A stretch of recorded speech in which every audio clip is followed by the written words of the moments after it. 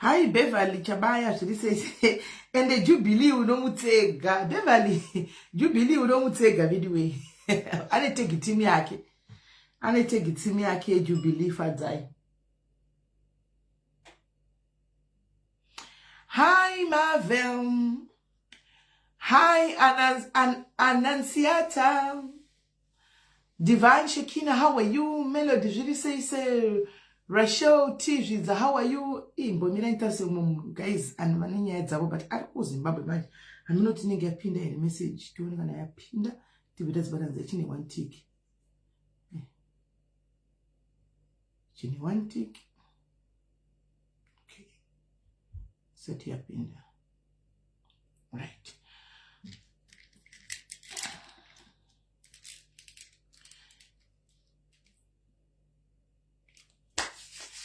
Hi, Evelyn Chingosho, Patience, Jiri say Kiki, Sokobai, how are you? Yesikani, Gules, how are you? How are you? My Tamtenda, Muri say, Gashirai, Kwai, Mafunga Kuitameda,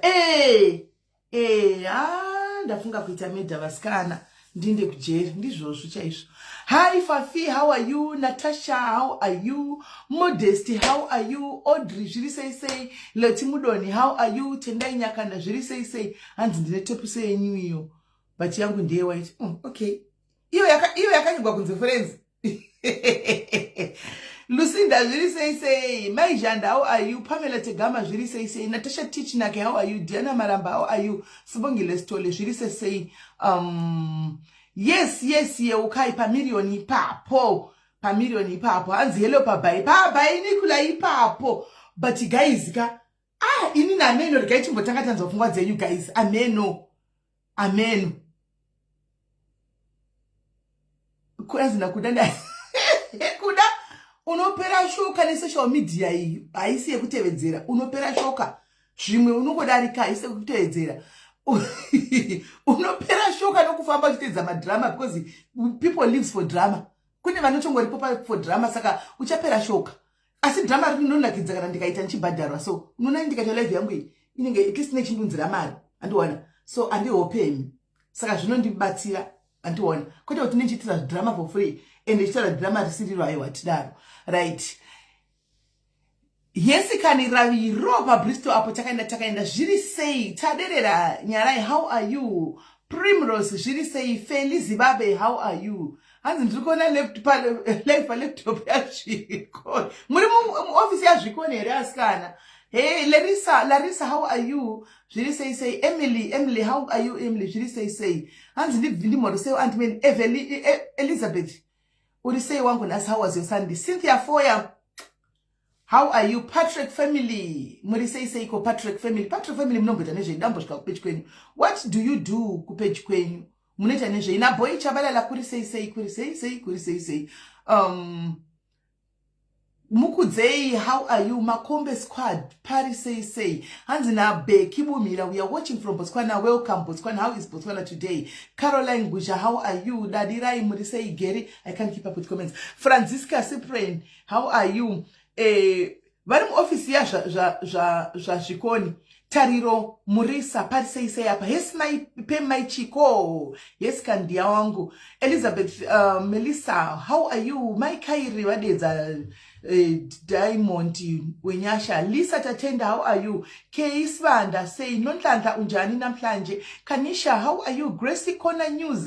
Flossi Manike Priska Chikwanda mvamusha kwangwa guti wewe. Uruko kwa guti wewe mwana musha kwangwa wewe. Yes mwana wangu Melissa Jones, how are you? Tine vimbo chiera zviri sei. Rubimbo chanakidzwa, how are you? Kudzai mahleka ngiyaphila unjani kudzi. Anzi muri pa offense. Ndatomuka babakazi.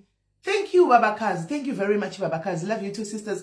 Daisy, how are you? Tracy, how are you? Yvonne. Ndakudza iwani kuti ndikuda kunight nesuru. Ndakudza iwani. Saka ndauya makusenda, dzoka makusenda ndikarara. Ndatomuka izvo. Zvamura ndanchangomuka. Ndambomira ndanonoka kuvata because ndachidambona zvekwaningikiri. Chipana ndichikomenta paya. Ndanchimbona zvekwamakandiro. Ndobva ndazobatwa nehope. Handina kuzonyatsana kuti yapera sei. Pari kunzi papiwa sermon. Ndazobatwa nehope manje. Saka ndatomuka izvozvi. Anmaona saka nhasi izvo zvandisikudzokera ndozoenda mangwana.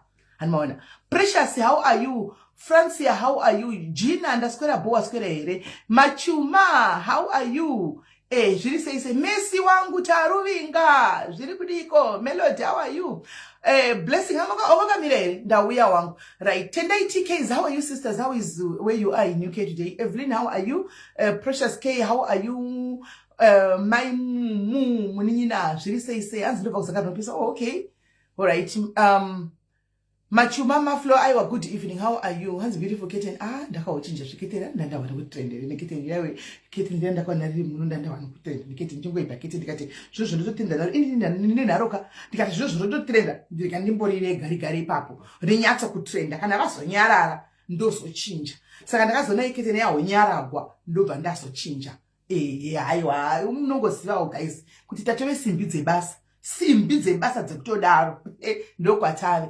yesitsitsi vibes zviri sei Ella how are you Laina how are you Patience kuri sei Memory kuri sei Rudo Belinda Lee how are you Rudo Thelma God knows chiuri ndeipi yako kuri sei teteye masora sei kwakoma muri sei ava ndo vati sisi vangu cheko kwangu cheko kumusheko iyo kwaguti kweyo kwakumashungo kweyo Evelyn how are you Lee Anna yemuri say Fortunate how are you Clover Njadzi long time muri kupika kumazivano Tandekile Mpofu how are you Mutsawashe zviri sei ndiri kutrya kumorosa vedwe Monica how are you guys tipa 313 hande 319 hande tichike pa 500 hande tichike pa 500 tatopa 325 Ruthi Choda ndiri bori say Benedict hanzi rasta for wati ndinodo ari muchataura Evelyn Chanetsa zviri sei testa ndeye HIV kana ndeye pregnancy testa inenge inongori testa inotesta zvinhu zvakawanda sugar stuff like that handinanyatso kuiona nangoiona bra nanyatso kuiwisisa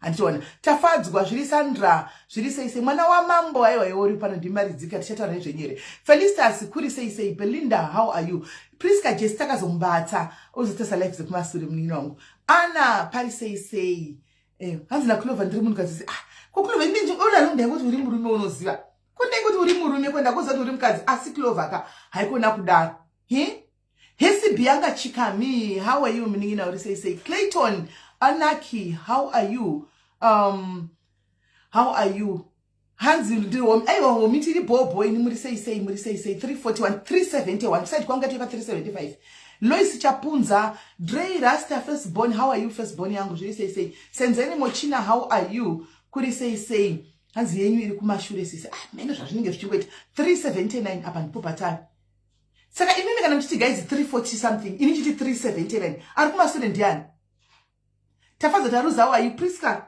ari kumashure ndiani guys imimi kati iri pa 350 indoti iri pa 379 ari kumashure ndiani hanzi naClayton ndasura kwa ndoyatati tiuye pano tizonyatsonzwa kahanzvadzi muchitaura nyaya dzenyuka kunoku kwaiwa kwakuita kuchitambanuka kawedza kwakuti amunota kuya utisina majuzi kunenge kwakuti chinjei zvinenge zvakuita handitika Rosie how are you tatenda Chirisa Precious Mazondo no now aminjani Abi Madau zviri sei mafumo kuri sei Bena how are you Desi muswera ndaswera zvangu waswera sei yes Tracy Sabriwo how are you kwanzi nasi ndaona bamnini ndaisavaziva wavaonepi bamnini wasingazivi bamnini vanongobude pamalive anengofamba navo vachingobude pamalive 382 saka ndamave kumberi mimi ndati ndiri pa 379 inenge yasitopa kufamba kusaidi kwangu kuno haichafambi kuno haichafambi yamira panzvimbo 1 yafamba yapa 384 yapa 384 yesi Selina yapa 384 yamira 386 ya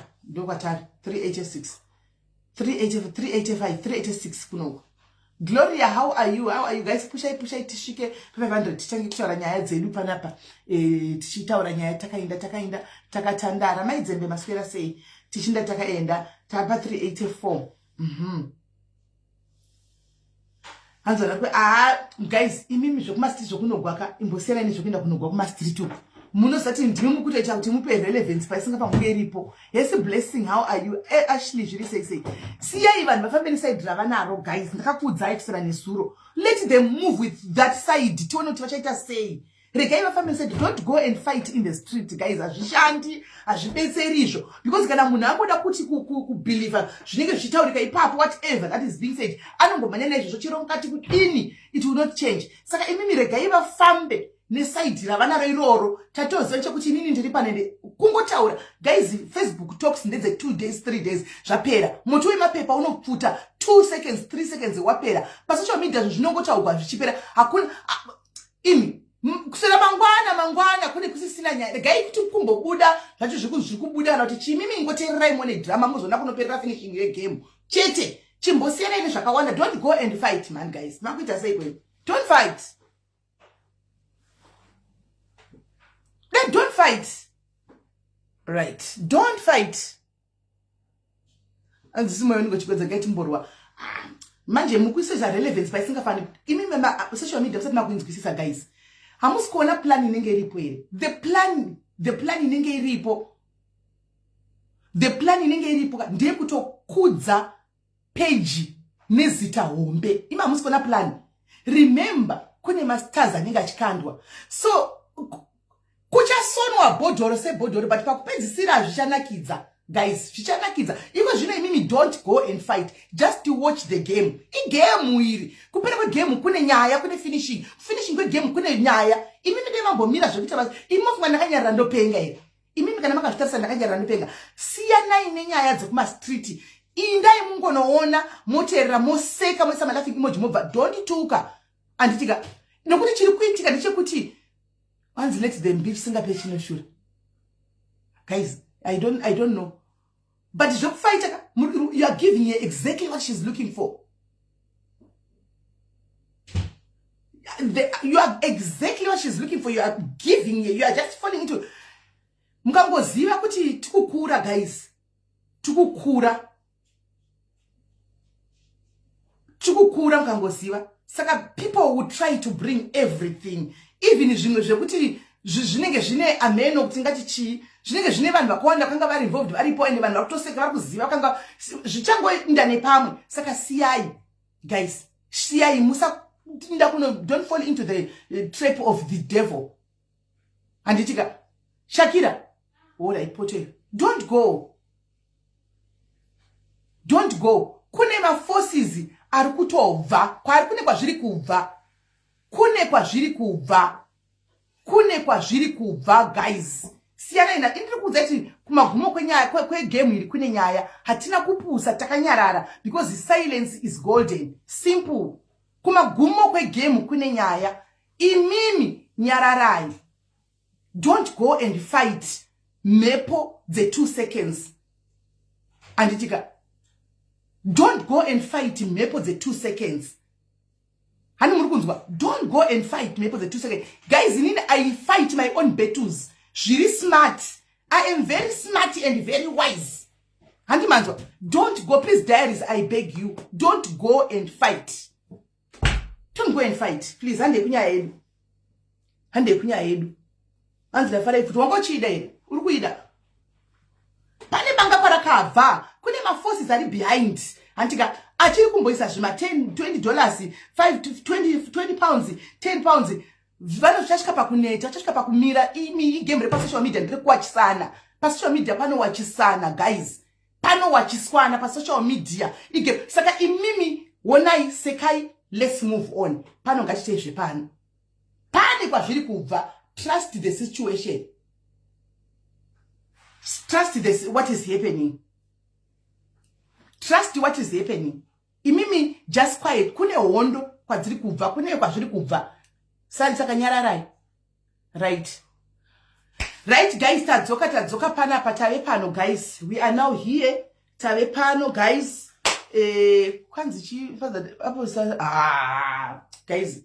Kuti vaposta kuti vanhu vane basa rei. Vanhu ndikada kuvaburisa ndongovaburisa ndini singadi kumuburitsa. Saka it's not like vari kuvigwa kana kuti kudika. Ndini singadi kumuburitsa. Bakanda kuvaburisa haisi dirika. And izvo zvokuti unogwa neni wozisa vamwe vanhu vasimo munyaya ndo zvichapisisa vanhu vakawanda. Izvo zvokunotonana nemunhu asingaiti social media. Wono imhosva hombe zvichapisisa vanhu izvi. Mbosiyai zvenyu makada. Mbosiyai. Right guys, handei guys. Tasangana pano nhasi.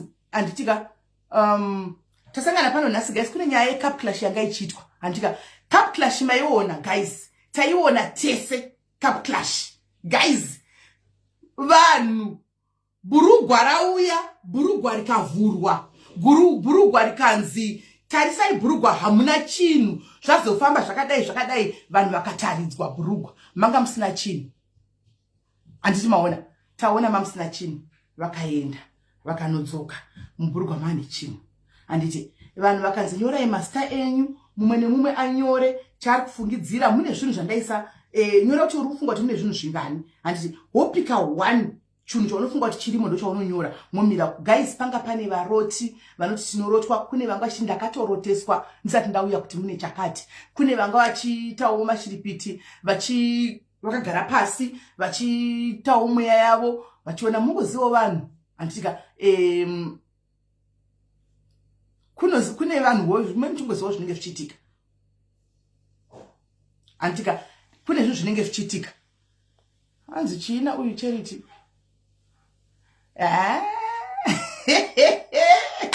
ana Charity moyo dei mambomira izvozvo ana Charity moyo dei mambomira izvozvo chimbotimirirai hatina kupusa my sister chimbotimirirai imbomira izvokuda kuti lecture about UK and what chimbomira zvoda kuti lecture izvozvo right so guys pazoitika zvaitika nawo ndoda kuvhura anditika kuti mupinde mufone muye muchitaura pfungwa dzenyu anditika ndakuda kuvhura malines kuti mupinde muye muchitaura pfungwa dzenyu kuti guys pakapi clash yamaiona sei pa million clash papa inoti mari haina kwayaenda mari iripo hanzi nyora zvinhu zviri muhomwe masita hanzi nyora zvinhu zviri muhomwe one of the names right mina ndimbo edha vari kuya timbodzwawo kuti vari kuone indari kuramba kuda kuedha hope ino edha right guys budai mudzoki vangaisa ma request up budai mudzoki vangaisa ma request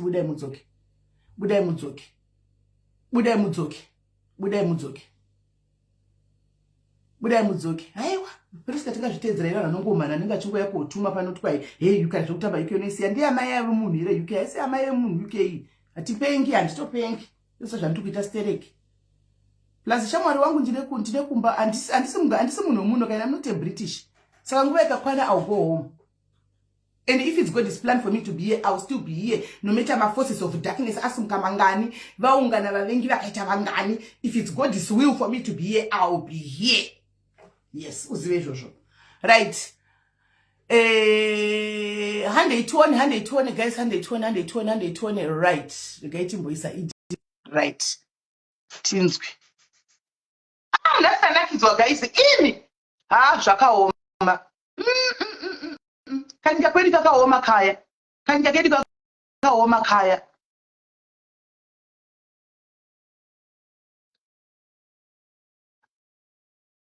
Mina chimbonzwa vamwe rukwira vanzi mari yaisa vapo vataura muprofeti papa sina milioni aiwa imi beba pane munhu angagona moto wanga singampi mari yanga iripo inini ndanga sekuti paitwa saramusi guys burugwari imi guys pachipainikular cheche chero chauya chakabatwa cheche guys burugwari yari yapainikular I mean I don't know how small it was guys that thing but painikular guys kurisa muhomwe guys zvese zvakuda muhomwe wani zviya guys payatouya zvavanga kutotaridza vanhu kuti mune something chakafutirira amene kuda ndisina kuona maonawo here changa chakafutirira guys chiri munikikiri chiri muhomwe pane chakafutirira chamaona the cloth was flat ini kusakuona kwangu ndaona sekuti masana musiri kuramba kuedha indava iri kuti connection failed zviri kuita sei kwapa naimi chiwo chikuitika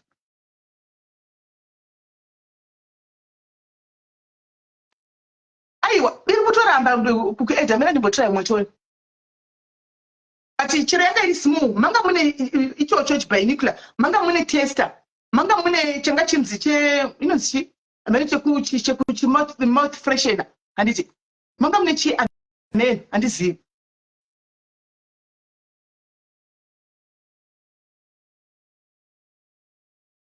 saka guys mimi kuri kana yaramba regaindite zvokupina nhamba pifonaiwo right guys pifonai saka muri kuti mimi guys are you saying all right yafona muri kutaura kuti mimi dei yanga yawinwa vanga chimbonokwereta mari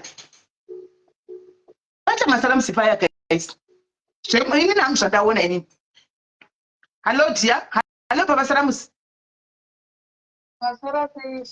ndaswera waswera sei zvamapshata zvekwete masara muzika edu zvandaona hangu handizvinya because zvabuda zvese zvezve zvabuda mumhomwe mumhomwe wani yeparight zviwana zvakaita zvezvese zvitoko zvabuda muhomwe wani yeparight wani homwe yeparight azvina zvakadaro ndokunyeperana kwekwe zvozichirunga but guys honai we can demonstrate anti imi muri kuti anzi chinhu changa chirimo antika zvanga zvimo zvichinogona kupinda we can demonstrate guys totora trouse panapa tiise zvinhu mutrouse tione kuti kunoita flat here we can demonstrate tione kuti kunoita flat let's find small things to put in the pocket let's see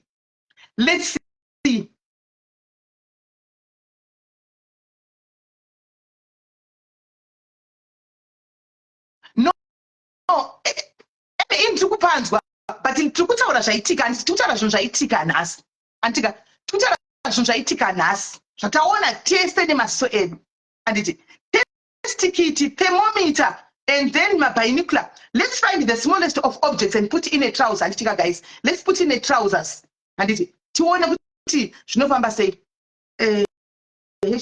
formal trousers ndipei 2 minutes ndotsvaga formal trousers mirai ndipei 2 minutes ndine formal trousers mirai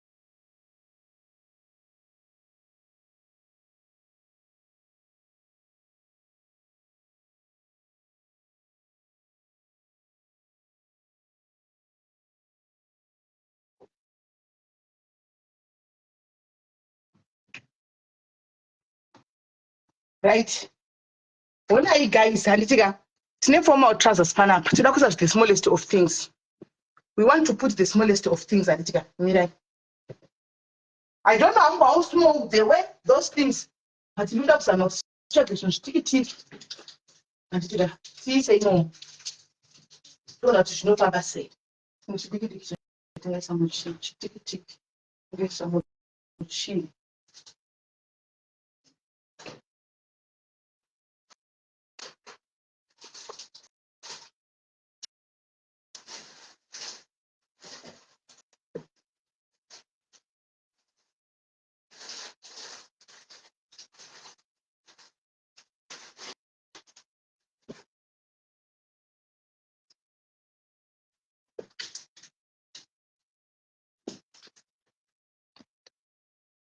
right guys I don't know kuti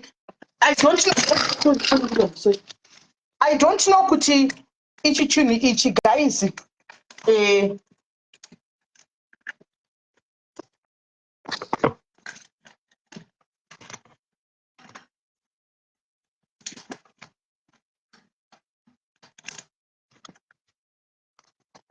guys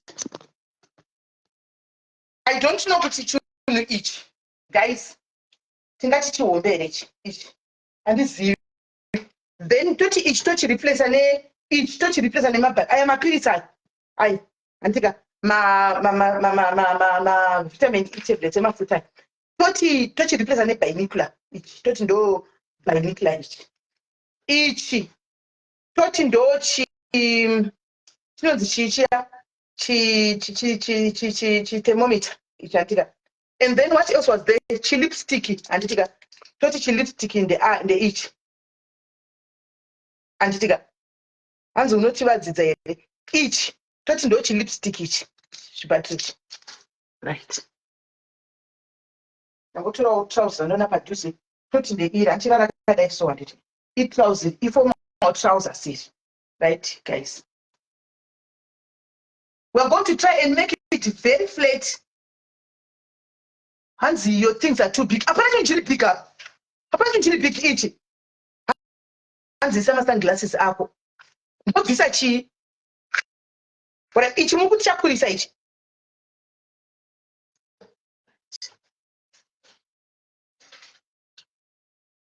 ichi chiri flat ichi toti ichi ndochi flat ichi toti ndochi flat ichi kwanzi isai pen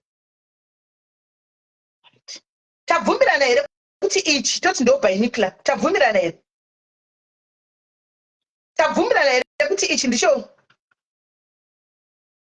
alright ndabvisa mabinocular ndabvisa thermometer ndabvisa handika ndariplesa neichi ndariplesa nema expired glasses aya ndariplesa neichi informal ka informal kaki trousers informal ndobvisa ndichika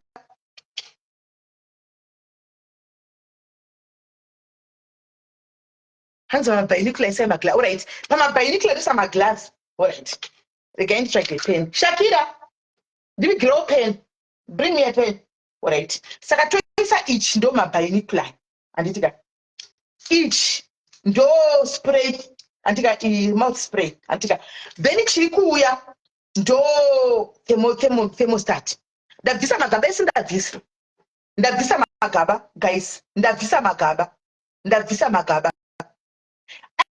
aiwa tiri kutobatsirana blessing handi tiri kutoonesana pano tiri kutoonesana saka pamabinocular toisa magrasa ari flat handitika toisa mabinocular ari flat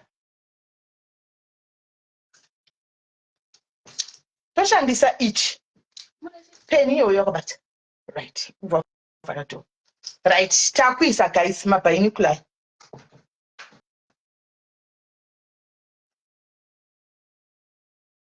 thermostat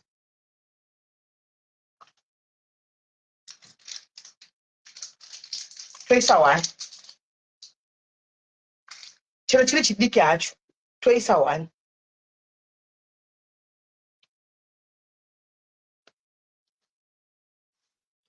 hamusi panifletere hamusi kuona chinhu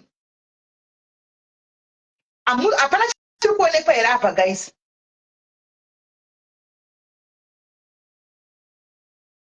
handisai 6 ndaisa 3 apa handiti 4 5 hatimboisai 5 alright tosiya space ye1 ngatisai 5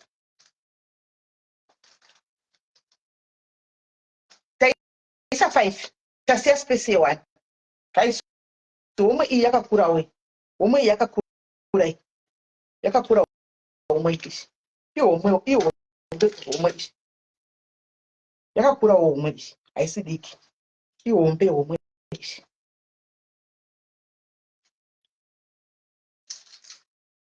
todai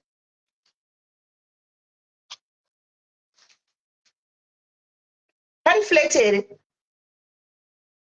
pari maglasi ndaisa pari flat here guys pari flat here apa is this flat muri kuona here something hanzi glasses alright mirai titrai kumatena patakateneka pane chamuri kuona here kwanza pocket is small pane chamuri kuona here hanzi tiri kuona saka kana muri kuona what are you saying guys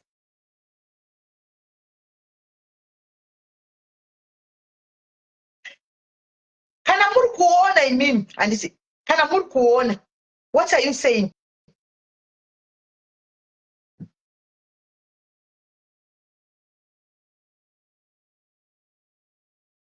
right saka let's do the maths chindiudzai what's your take imimi guys pazvinhu zvamaona mutrauseriya let me try and edit this one tikunogara pasi manje let me see shamisa kuti akupendei ndonyatsonzwisoti pari kufamba sei right hi dear Hello, Sis Melly. Yes, Murise. mushe. Taura Chinzwa. Nichandotaura apa ndechekuti apa ipa paitika magic cause vanhu vaya vanyora kuti hapana chatiri kuona vangachitadza kuonawo kuti kahomwe kakafutiriro mbijana or something vanhu vese vatadza kungoonawo kuti chinhu ichi chihombe ichi apa paitika magic kana pasina kuitika magica vanhu vaivaya ndevake vabva nawo somewhere. No, I think ndomonero andangoita vanhu havasi vanhu vake. Aiwa, vanhu havasi vanhu vake. Aiwa, vanhu vaya havasi vanhu vake. Zvinomamishinatsotoona kuti vanhuvo vangobvawo kwanotobvawo. Ameno pano mwazonzwa anoita zvekudidi ameno azoburiswa paya. Handiti. But still, I am failing to understand kuti what really happened. Because painokula chinhu chinonatsooneka. Chero chikanzomuita flat state chinooneka. Bullet, ari kunzi anga ari madiki. Mabinocular very small. But zvinhu 6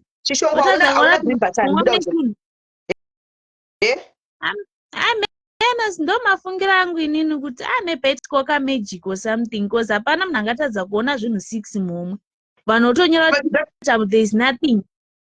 But zvatadzika hapana chatobuda zvatotadza kuonekwa zvatoitika. Saka ndizvozvo hapana munhu anoona zvese. Amen, it's okay. Ndomaonero angu. Goodbye. Kakaipa. Ameno guys, what's your take? Mboisa vamwe tinzo tomwe, what's your take? Muri kufungei nenyaya iyi maoneiwo. Hanzi mabinocular can be stage, but paabuda paabuda muhomwe abuda akabatana, abuda ari solid, abuda asina kustretchiwa. Because handina ngotorwa muhomwe, dea ndakastretchwa nga dea ngobuda rimwe riruko, abuda akabatana. Abuda akabatana.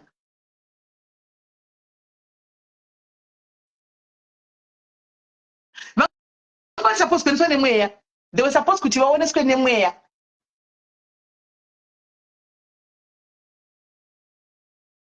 Hello, Pamita. Hello, Sis Mary. Yes, what do you say? Tiri boys. Eh. Makadiwa angati kamboratidza. La virisi sipati. Eh. Kuti maprofita amunoti maprofita aya haoni pasi besides kuti haone zvese haatoone including iye ari kutopa vanhu lesson yekuti maprofita kwamuri kuenda kumuchipa mari ka havaone ende havasitombori vanhu vamwari zvinhuka zvingatadza hazvo kuita kufuta ka because I think angari masmall items even mabinocular aya afanirwa angari masmall binocular kwete kuti zvihombe zvatinoziva zviya. And as for mari chaiyo atonyatsotaura akati komiliyoni yacho yambenge ipo here achitaura nema uyu vanhu vake vemuchechi vaiva vanenge vakagara kumberi kuita atozvitaura akati komiliyoni yacho yambenge iripo here handimuri kuona. Saka zvinhu zvese itori fake kubvira maprofeta acho iwayo itori fake vese hapana anoona kusanganisira iye. Saka iyeka kutongoti iye zvine zvaachawana mari because vanhu vakuenda kunanamira kopo. Saka ndo vanhu vada kutoedza kutovhura pfungwa kuti even kana mukaenda kunonzi gomo ibva apa endapo vanhu ivava havasi vamwari asi maprofeti amwari because iye akatomboifamba nzira iyoyo saka anotoziva. And even before aita ndigirikini pane paakataura zvazva zvekuti mataura aita aitotaura kutoziva kuti hapana achagesa hakuna zvakadaro aitozviziva. Ndo contribution yangu iyoyo. But now my question caller is what about if they fight someone when agesa? Asi hapana aitozviziva kuti hapana statement maprofeti ndeyekunyepasa amwari. But how can you know kuti hapana munhu achachinonga? Because iyoyo way yekufeja iyoyo yekufembera munogona kufembera chinhu chiri correct. Asi dai vafembera vanga vari vangani zvipa zvinhu 6 papashaya 1 afembera chinhu 1 ini ndatongoti zvangu ukadai vaverenga zvanga zvanyorwa nevanhu tamboona kuti vanga vakarerekera here kuzvinhu zvakazvirimo iye ndokungwara futi kwaatoita because pamwe pacho unotosenza because pane vakomana vayo vetu vati zvatanyora isusu zviri kuenderana nezviri muhomwe but hazvina kuverengwa. Ane muri kuona chitsotsi chacho pane vanhu vadaro vamwe vanga vari tu so vakomana so kopa vabvunzwa waninda sora ndanda kudzana nabhabasana sibatwa nehopekarara but pane paabvunza kuti pane here anyora something abvunza manhamba pane number 1 vatotaura kuti isusu tanyora hedu kuti chinhu wanika asi zvatanyora isusu zviri kuenderana nezvinhu zvanga zviri muhumwe koye adi kuverenga zvese zvanyorwa nevanhu because handitati maprofita unoona asi hauoni zvese kuzowa semondi andabatwa newe pandina kuzowa semondi bvunzai vaona zvese zvaitika ina handazoteerera hangu maridzo yake ndasvika ipapo paburitswa zvinhu muhomwe. Okay, no, all right, thank you very much Kola maita basa. All right, terrible. All right, okay, kwanzi kune vawina hello Nosta kuri kune vawina zvinhu mucheka njani muri right mushe ndiripopo yes. Lovely. Ndanga ndenda notarisa ka ku YouTube because ini ndansina unyatsozviona zvakanaka. Sis Mary, do you know kuti kana munhu even nyangwe zvikanzi watadza kuprofita zvese anditi hapashayikwe chinhu munhu anoona chinhu 1 and hapashayikwe all right dai ataura kuti pane zvinhu 6 pana anyora here 6 pashayawo kana anyorawo kuti 5 kana 6 kana 4 why pa6 ashayikwa wena vanhu vataura 3 vanhu vataura 1 2 3 4 ndipo vakugumira aiwa dai panga paitawo munhu ataurawo 6 ozotadza hake kutaura 1 by 1 kuti chii chirimo ngotaura kuti asi mune zvinhu 6 ndo zvandaudzwa pachiprofita changu that one was gonna be like at least aona kuti mune zvinhu 6 zvinopobva pashaya saka kutoti chii aiwa vatadza kuona but zvanzi hazvireve kuti vari fake aiwa but kungoti mweya unenge waramba vanhu we need to be very careful about the things of the prophets munozoti mwari anoshandisa vanhu zvakasiyana sisimene right da kukudzai example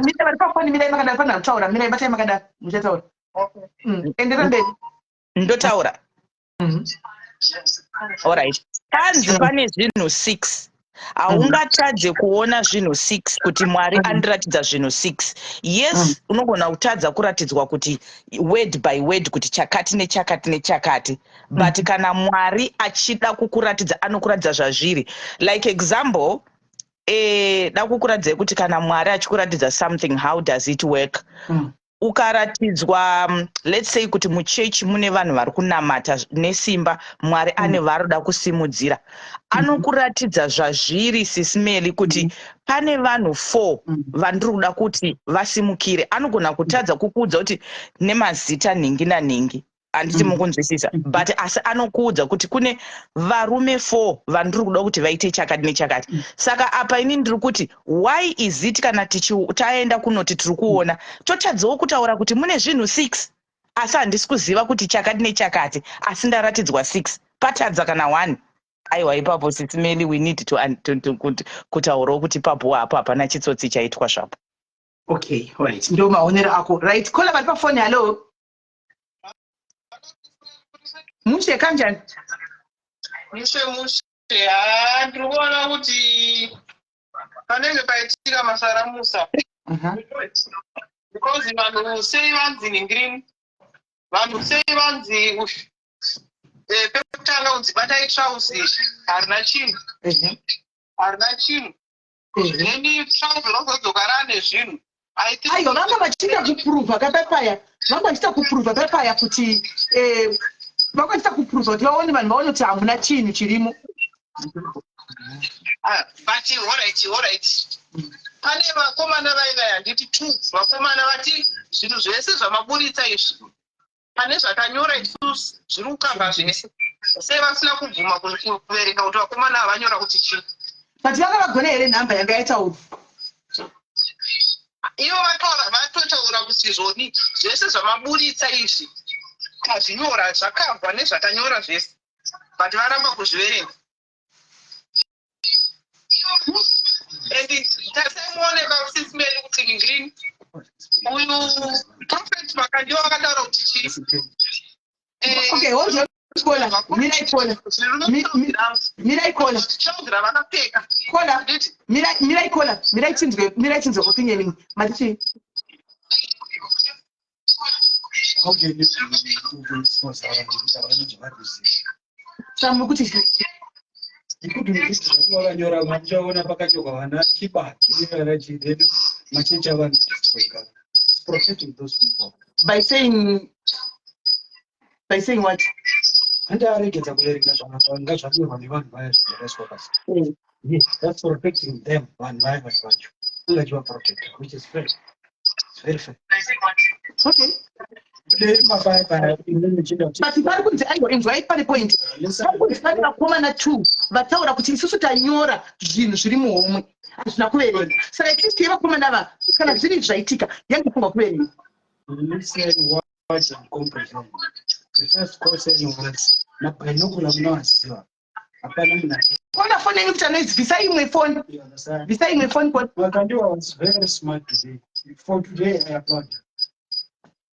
Yeah.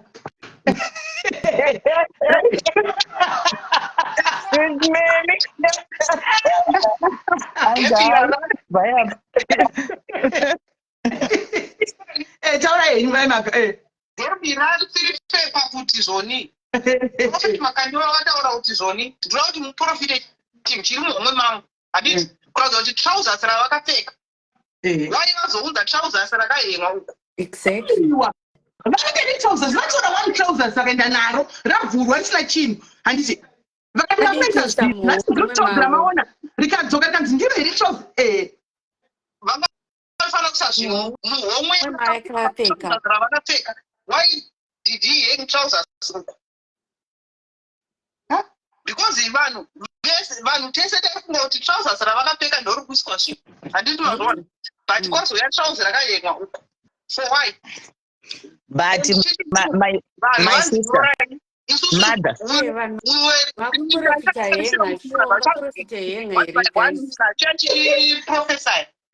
Noti zvekunyora papepa munhu one by one anga achifana kuuya oprofesaya kuti muhomwe mune chakati nemuromo wake munhu direct. Noti zvokunzi woibepa munyore kuti muhomwe mune chikwidibirai pasi. That was not fair. Iwaka but kana iwewe una mwari wako uchizvita chamangwisa chinoprofita. Tokumbira kuti titaure zvavo zvese zvamaburitsa izvi. Isusu pane chinhu chatanyora zvese zviri kukavha zvese zvamaburitsa izvozvo zviri kukavhwa nezvatanyora. Wai vasina kuda kuzviverenga? But imini Kola, what do you think was covering all zviri muhomwe ini? Kufunga kwenyu imini ngwedzi ringanzi riri kukavha zvinhu zvanga zviri muhomwe nderipi? Because manga muine mouth freshener, manga muine thermometer, manga muine chii mabinocular. Chingakavha waiwe chisingakavha zvinhu izvozvo chii nderipi? Ndo zvatakada kuzwa manje bevapa mukana vakomana ava kuti vakomana ava vataure. Then we take it from there. But havana kuda kupa vakomana ava kuti vataure kuti chavanyora chii chiri kukavha zvese izvi. Because tese taida kutoziva kuti vakomana wedhi ravanyora riri kukavha everything ndorekuti chii. But havana kupiwa mukana. And dai vapa vanhu mukana wekuverenga vanhu zvese zvavanyora pamapepa. Dai vapa vanhu mukana. Zvoverengwa wani. Vabvunzwa. Kola hazvizaverengwa.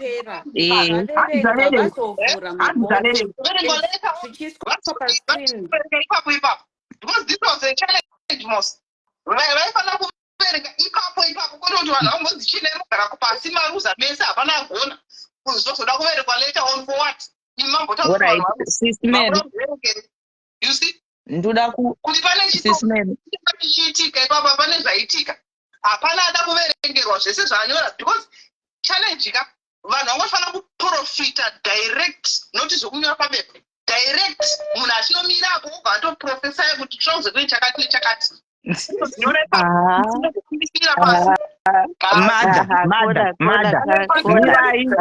Mirai ndimbokudairai madha. Yes. Mirai ndidaire. Dakuonesa vanhu chinhu 1. Kana uri chamangwiza, muri kuda kunyatsonditeerera. Kana uri munhu anoziva kuti pandakatsika pano pakachena pari hori Mwari vanondishandisa uyezve Mwari havapotsi vakandiudza chinhu. Hazvina basa kuti chaiswa pasi pemubhedha kana kuti chaiswa muterauzi kana chaiswa mukicheni. Profita zviri kudiwa full stop. Zvataurwa kunzi zvinhu zviri muhomwe i6. Pana anyora here, aoneswawo, aratidzwawo kuti i6 here, pashaya. Saka totangira ipapo. Saka zvimwe zvese ratodhirama iri rekuti zvazonzi zvazoitwa. Munozoti pachinhu chandoda kukudzai ndechekuti mazimba or even human beings, every human being tingori nedhirama. Dai izvozvo so mari iyoyo yawinwa ka zvainzi makandiwa yanga iri nyaya yamakandiwa izvozvo ingadai iri another 10 around. Now nekuti vanhu vatadza kuprofita makuti zvazoitwa masaramusi. Why is it always it has to be? Why?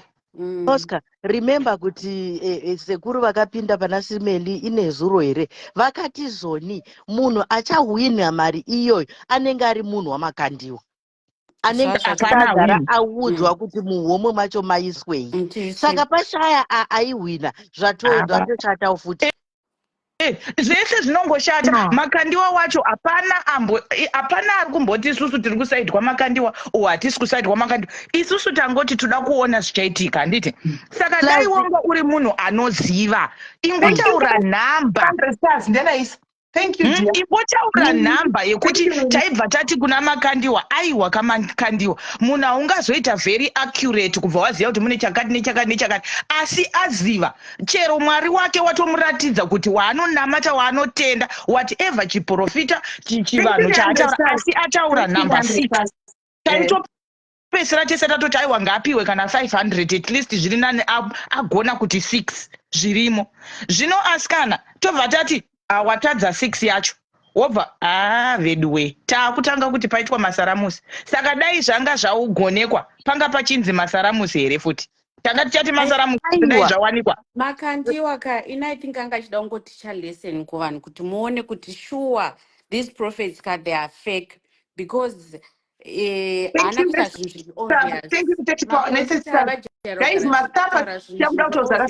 guys. Saka no one could pick kuti sure a binocular or that whatever thing zvangachisa chimwe chacho haana kana kutotiudza kuti atanzi ndichazokuudzai kuti test kit ye ndiananga achifunga kuti mungaiswe test kit. Vanhu vanga vachifunga zviri obvious kuti makizi ma-earphones maybe ndakatombofunga pamwe aisa kagram kegold kana chiona. Inini mira ndikuudzei zvakamboitika rimwe gore guys toda kutaura nachokwadi. It depends ne level of prayer and level of faith you have kuti usvike panhongonya yaMwari chaiyo. There's a time yekuti inini ndaifasta ndichinamata. I just want to have it dakuita eye open to other people. Ndakatorwa so ndakauya ndikatorwa ndikanzi zvoni pane zvandoda kukuratidza nemunhu waMwari a prophet anonzi vanhu vakuru vemuchechi munhu wacho akazoshaya zvake zvikanzi ndasarudza timu iri muri kunzwa dakunyatsokuudzai how God has showed me.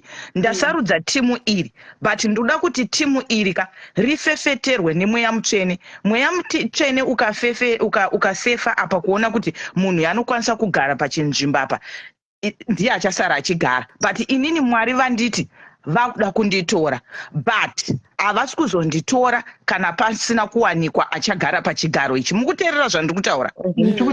Inini ndamuka ndabva ndaudza mumwe musikana kuti this is what this man of God came to tell me kuti pavanhu vari apapa pashayikwa muri kunzwa pakasarudzwa ava but vashayikwa anogara pachigaro but Mwari vanga vachida kunditora but havachaita sei havati havanditori kana pasina kuwanikwa anogara.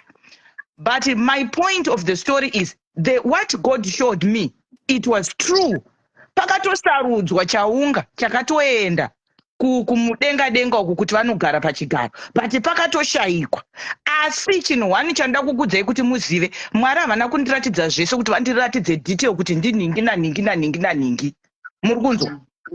Asi nyaya yandiri kutaura yakaitika ndopandakabvunza mumwe pastor zvikanzi aiwa nyaya yauri kutaura yakatoitika pakatosarudzwa zveshuwa hauna kuratidzwa zvenhema pakasarudzwa ningi naningi ndosaka muri kuzoona even munhu wacho paakafa hapana kugadzikwa any pastor of the church pakaiswa mwana wake anoziva atoziva nyaya ndiri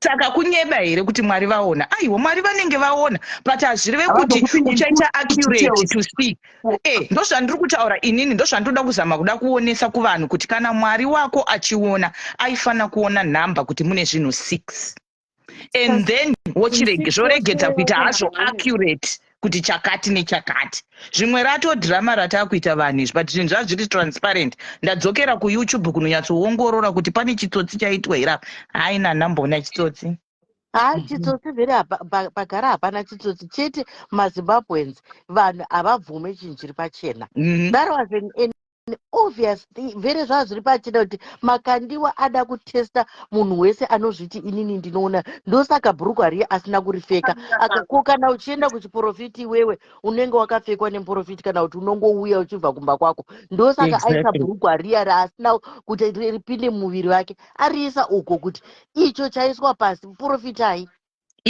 even nyangwe dai aripfeka vangadai izvozvi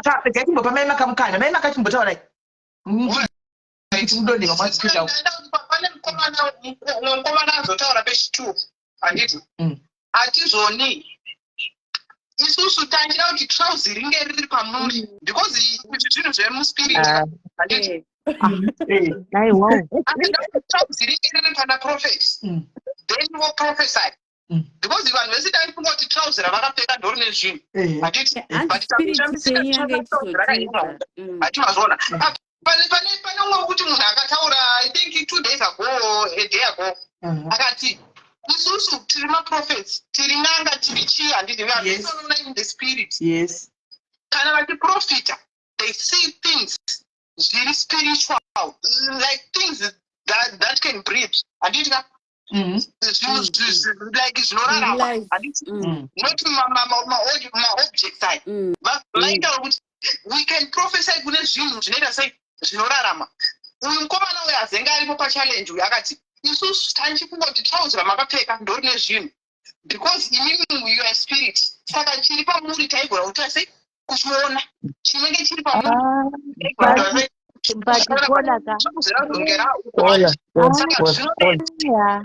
saka iwo prophet makandiongwa kutoziziva kunoti chinhu kana chiri pavari apa vanhu vaichiunonga vari pambiri pavo vanhu vaichinhonga but vazokwara vakaisa trouzi uku ndikuti vaziziva kuti in the spirit spiritually handiti vanhu vanogida nespirit iri pamunhu then they can pick zvinhu zviri pamunhu ipapo handimazvona mukubata point yacho notikunzwisisa kuti munoti vanopfekedzaa vanopfekedza munhu kuti ipapo mukomana abva abrashwa zvanzi muri kuvanzwa here ava ndozvavanoita kwavo handiningwa ndozvavanoita kwavo noti hazviso zvanoita chi zvanoita munhu ndopandaisa question mark ipapo kuti why okay guys materera here chinhu chaichiri pamunhu pavo apa kana chainhongewa materera here kuti kuisa zvinhu handimazvona vadhisaida kune zvinhu inini ndinongoramba ndingori neansa yangu yekuti vatadza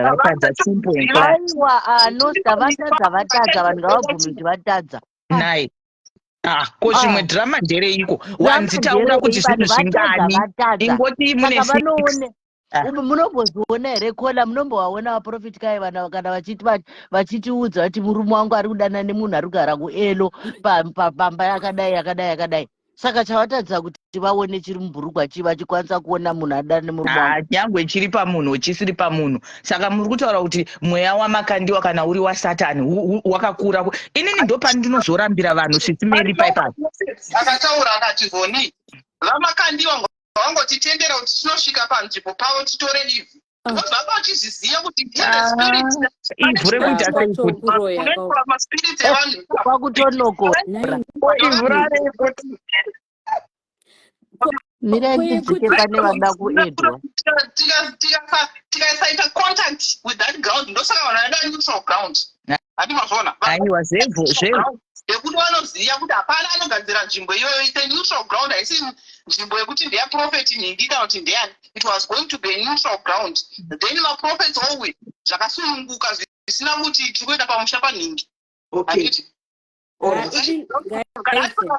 Pagaundi pake ari pazoni pake ane zvaanotoita pazoni pake ipapo zvokuti inini nyangwe uri biggest prophet sei unogona kutongovhara wotadza kuona anything but utori profita anotoona but unotadza kuzviona because inzvimbo yake iterritory yake. Iwe ukasvika unogona kutongobva izika wotodza auoni. Vashaisha chete simple. All right. Thank you very much for getting bodedza vamwe vari kufona makoza kwa getting bodedza vamwe. Thank you very much. Right. Getting story vamwe vari kufona. Pane mamwe maprofits anenge achitumira ari kutumira vanhu vachizofeka kuti vane nhumbu chichichi vachida kutesta makandiwa. Yatoondoka iyi. Imimi vanhu vanofana munozoti vanhu tinofana kuziva kuti tinoenda notesta nelevel ipi. Facebook host chimbobera chinzi vakafoni. Hello Kola muri sei? All right mami. Tiri right muri sei?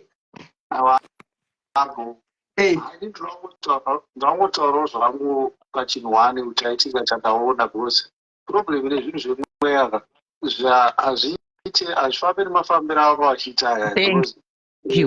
Thank you Kola. Kandivatora time yake achidhira nevanhu nenzira yake iye yaanoda akasvika pakudza vanhu zvaari kuda iye kuti zviitwe.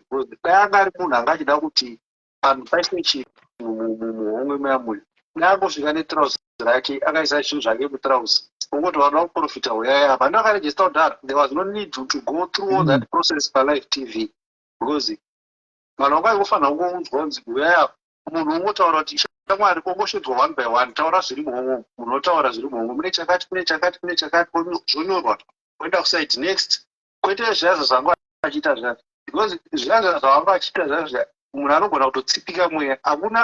Hakuna munhu sesimeri wekuti tadzokera futi kutsipika mweya. Unobata sekuru vane chikwambo toudza sekuru kuti tumuya iko kumangwana. Hakuna izvo zvambofi nyangwe muchiona sei nyangwe muchiprofita sei sekuru ivavo hamuvabati because munhu wese akaromba kana kuti munhu wese ane mushonga haambofa akaudzwa kunzi tumuya kuzokubata mumangwana. Makanongoenda mistake iyo chete hamufe makambata. Saka vaenderei handi pazvo kwete zvekuti munopa time yekuti zvinoita pachiprofita manje munhu unogona kutodzimwa utori muprofita wechokwadi unogona kutodzimwa. Inini panapa handisi hangu muprofita asi ndine vanhu ndogona kupai nhamba dzavo vakawanda nokuti ndogona kupai nhamba dzavo kuti vakudze kuti ndakambovapa zviprofita zvisina kuzatiswa. Ndaitovapa mumwe ndaitomuudza kuti iwe shamwari iwewe ndakurota warwa nepfuta asi wazopenga. 6 months later munhu akarwa nepfuta akatopenga. Nanhasi munhu iye anotofunga kuti pamwe ndiri kuprofita but handisi. Chinhu zvandada ngoratidzwawo handi pazvona. Plus chimwe chinhu chekundinetsa inini kana muchiti vanhu vaiva varipo vaprofita vese palive ino tiri panhu almost 1000 ane 1 here anoti ndakabobatsirwawo nemuprofita pana vanhu vese anga aripo 23 vaive anoti aiwa zveshoma dzibaba nhingi vanoshandira pasuwe rakati ndakambvawaona inini kana kuti profeti nhingi ava ndakambvawaona pasuwe rakati ari pe1 comment section anotupura sezvakaita ana dhunamisi vakauya panapa vanhu vakati zveshoma takatombobatsirwa navo vaita fega ari pe1 comment section achiedza kuti aiwa rasta vaive ndovaziya vanoitira kwaifiritsi kana kuti uyo anga ane chijira nomuziya anoitira kwakati. Saka mukuona kuti ndo pamwe pacho pakuleka credibility panhau yacho yese because so far mastreets asada kusangana nehwana anotaiwa ndipapa vangu because vanhu vese vanga vachizviintroduce vanga vachingozvitivo vaprofits chiripo saka dai rasta vese vabvunzwa vanga vangoti prophet is a man of God, is a true man of God. Vese vangoti prophet is a true man of God. Vese havana kumbotaura anything chiri kupikisana. Vese vakabvunzwa vangoti But ipapo guys is got a point guys ngatitarisa kwese pane here wamazivawo pavanhu vanga vari kumberi kuya wamuri kutaiwa nhingi uyo mai avo shuwa kuti ndo madzimai vanoshandira vakamboshandira ndovaziva ngatingovei fair guys tingotarisa kwese aripo here anoti madzibaba pane madzibaba ndaona zvechokwadi vanoshandira kumaraini ekuzengesa uko ndinovaziva kana kuti ndevekwakati ndinovaziva aripo here anoziva anyone paya aripo here mucompensation pari pane vari kuti yes hanzi ndaona vekugweru munhu ngataure kuti ndoziva nhingi tomutsvaga nhingi wacho tomuconfirm. He's got a point, yes, Dube, he's got a point. Hanzi ndaona kugweru ndeupi vamwe vari kuti yes vamwe vari kuti tavaziva koma kuti hapana utaziva vamwe vari kuti vataziva vese varamba kuenda varamba kuenda hapana kana vanozikamwa paya. It's just a point guys, when you looking but the register Sismary, register was open to everyone anoda kuenda ndikufevhera munhu kuenda kuchechi wangu nagozi nawe yakuenda kuchechi haizi nawe yekuti ndikupita kuchechi kwaSisimeri saka zvataura naSisimeri zvese zviri right. No, tikuenda kutsvaga Jesu hatisi kutsvaga Sisimeri kuchechi. Saka usangosapota munhu because unofarira makandiwa saka unongodefenda anything. Don't have okay. Pane vari kuti vaganwa kune vari kuti vanoziva zveshuwa kune vari kuti tinozivawo madzimai egweru namakandiwa hanzi namakandiwa hazvina kuti vese hazvina kuti vari fake. There's no reason wekuti ndakuziva munhu ngatipe information tidige information. Toda kutsvaga information sematsvagira kuita makandiwa tinoda kutsvaga prophet wedu plus exercise yaaita is nothing to do nekuratidza kuti munhu ndewenhema Sisimeri chiprofita chaMwari, chiprofita chiriko kuZimbabwe variko vanhu vanoprofita. Hakuna chiprofita chaMwari chinopiwa timeline yekuziva muprofiti. Mwari anoita zvaanoda. Nhasi panapa inini Sisimeri kutanda rotoswa zvakati but it does not mean imimi munoprofita kana kuti hamuprofiti. Problem yatasangana nayo ndeyekuti vanhu vakangoratidzwa chinhu one out of chechi chakuti ndiri muprofita. Exactly. Serious. Vanhu vaya vari kungobhaidza vantu. Iye makati wacho atotaura kuti inini handikwanisi kuona handione zvese. Bhaibheri rinotaura kuti ukaverenga Bhaibheri zvakanaka kuna Deuteronomy 18:22 rinotedzera kuti kana muprofita ari pakati penyu akataura chinhu chakasazadziswa, chinhu ichocho ari kungotaura chikubva mupfungwa manga chichibva kuna Mwari. Chakasazadziswa kunoti zvinotaurwa zadziswa zvinotaurwa naMwari, hakuna chinhu chinotaurwa naMwari chisingazadziswa. Inini handina munhu panapa hwana wandakambopa zvinhu zvandarota zvakasazadziswa. Zvandaenda ndorota ini zvinozadziswa but handisi muprofita handibatsire munhu. Unongoziva naSisimeri ndarota muchiti zvakati zvotongopera zvakadaro. Handigone kuti ndizotudza vanhu kuti ndiri muprofita, handisi muprofita. Handina kana chimbo chekuprofita kana hwana, handina kana chandinoona pana kandipa kuti profita handimazvo. Saka exercise yavaita is nothing to prove kuti muZimbabwe hamuna maprofita kana kuti arimo. Atorimo maprofita akatozara vanhu vanoprofita varimo. Inoprova something my brother. Inoprova kuti vanhu aiwa my brother, inoprova something. Inoprova kuti vanhu we should not always kungoprofitwa. Let's sit in the word. Ngatigare mushoko, tibelieve neshoko nokuti shoko ndo rinoporesa, not zvemamagician, not zvekuti hanzi unofanira kubatiswa chinhu. It's all about the word, not satatanga kuprofitwa. So rinotoprova something there. Haina chainoprova because kana muchiverenga Bhaibheri muchienda kuchechi makaverenga Revelations 19 inokutaurai kuti chiprofita ndicho chikuziva kuti Jesu ndiye mwanakomana waMwari, kuziva shoko raMwari kuti Jesu ndiye mwanakomana waMwari akamuka pamuchinjikwa akaroverwa, akafa pamuchinjikwa akaroverwa. Ndo kuti chiprofita chikuru kupupura Jesu. Ndo zvinotaura Bhaibheri shoko raMwari. It has nothing to do telling people kuti umo mune chinhu ndaprofita kuti mune chakati. Chiprofita chikuru chakatorwa pana Revelations 19 nechekuziva kuti hongu Jesu akauya akaroverwa pamuchinjikwa akafa. Ndo chiprofita chinotaurwa neBhaibheri, ndo chiprofita chikuru. Izvi zvekunzi muhomwe mune chinizvi, you cannot say tovabembera kuti muhomwe mune chinhu. Hazvina zvatinotaura. But my brother, inga ndiri kutaura wani kuti vanhu vari kufanira kudzidziswa shoko, not zvekudzidziswa. Handiti unoziva kuti mazuva ano vanhu vakangojaira kungoti tikaenda kwakati I must be prophesied, I must be given something kuti ndirarame ndipore. But nhau iripo ndeyekuti verenga shoko, ukure mushoko. But inini ndiri kuramba kuti vanhu musazonyebera vanhu kuti hakuna vanhu vanoprofita because imo mucomment section mune vamwe vanhu vanotogona aiwa hatisi kuramba isu hatina brother brother hatina kuramba asi zvanzi hamuprofite zvese Mira chimbonzwa umwe ari pafoni. Mira chimbonzwa. makati Tirirai chimuri sei? Yes, yes. mushe brother wangu I think havana kuona video yese because zvavari kutaura ka ndizvo zvimwe chete Guys, I'm trying to add you kuramba. Ramba muchingo request. It's the same thing changa achitira communicate kuti lesson yanga iripo pesa apa ndekungoti muprofita haratidzwe zvese akatotaura kuti chinodai ndanga ndiri ini ndaiswa position yevanhu avo ndaisatogona kugesawo kuti muhomwe manga muinei. So in the end ndazosara ndichiteerera the sermon after vapedza challenge ndazoteerera sermon yese svika chechi yapera azotanga kutsanangura why he was doing this, but I see kuti vanhu vangouya vakaona padiki diki nobva vaenda. My views is Mary, I'm not saying Makandiwa is a true prophet. Asi zvandokutaura handisivi kuti ari true here kuti ari fake, but ndiri kufocusa nezvaitika nhasi.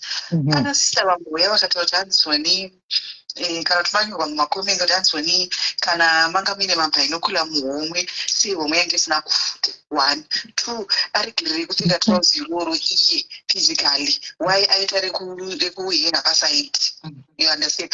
And 3, why did they have to go through all that process live on TV nekuzonyora nekuzodza vanhu vanozvindoja nemazita nekuti nekudii? First of all, remember munhu uyu munhu ane a certain degree of respect yaakacreate around himself. Zvaizoita here sesimele kuti murume uya adzopinza maoko muhomwe yetrauzi achitora achipinza muhomwe yavo vakapfeka trauzi achivabata zvidya zvavo. Ini ndatoundestanda why he came separate trousers, though I expected him to have put those things. That's another valid point. I totally understood why I said it was the side. And even I said it was the side. TSA takati tinyatsoona tikaona kuti hapana kana chitsotsi chaitika pai. Exactly. Mabhainokula aya dai anga akapfeka trousi iri physically sesimele homwe yaifuta. The reason why homwe isina kufuta is because zvimwe zvanga zvisina chidziro chekuzembera kuti zvizofutire kunze nonzisa. It also made sense kuti anga akaconceala zvinhu izvi in a way yekuti hatikwanise kuona kuti aya mabhainokula tiri kunze. You understand? So it's not like changa chiri chitsotsi or anything but hanzoni sei mabhainokula anga asina kufuta muhomwe.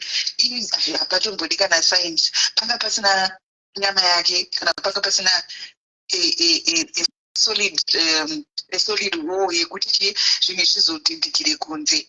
So that I totally understood, but my main point ndeyekuti haana kuita challenge iyi kuti approve iye kuti he is a true prophet and all the other people are fake prophets. No, iye atozviincludawo mustudy iyoyo akati chero neni dai ndirini ndamiswa kwamakamira uko ndingadai ndisina kutogonawo kuti munei. Point iri yekuti maprofita aone zvese and atoenda mberi achipa maexamples ekuti imimi mukasvika muri pan'anga, for example muri 5 wobvunzwa nen'anga kunzi muri vangani mumba menyu woti hanzi tiri 6 iye ona muri 5 ko mwaripi umwe anogara kuMozambique atadza kuuya.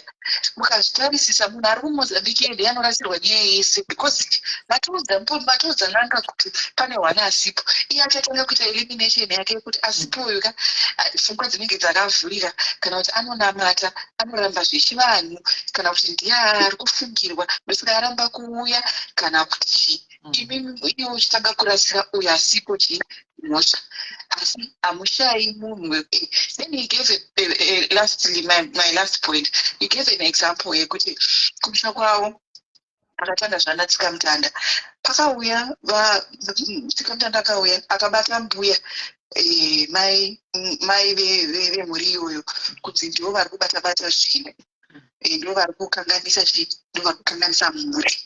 Mai vaya vakaramba simele vakaramba kuti handisini hanzi zvikanzi ndanzikamutanda ndikakupa ichi chiri kuiti chandinacho ichi mukama mukasvika kuafektai mukaita mukarwara nacho mudhimi asi mukachema mukasarwara hamusimi. Sesimele it's so easy kuti tizive kuti mudzi uyu ukauisa mumvura munhu akaumwa anogona anoita kutoka manipulation hanzi unobva watanga kupenga ndobva amumwisa chinhu chaakamuisa chanzi mbuya vaya vakangoti gare gare bva watotanga kuita kunge pfungwa dzakurasika ndobva zvatonzi ndiwo hanzi mukadzi yeye from that day akadeclare kuti I'm not going to eat anything ever muupenyu hwake and hanzi sure haana kudya anything kusvika pipi yashuta kusvika ndofunga akatozoita cardiac arrest mukadzi yeye akasvika pakufa and iye is convinced kuti mai avakanyeperwa, you understand. So vanhu I just wish people had continued to watch after challenge yapera kuti tinzwisise what he was trying to drive home. He was not trying to embarrass anyone. The reason why hanzi hatisi kuverenga mabhodzi aya nemhaka yekuti I'm not here to embarrass these people.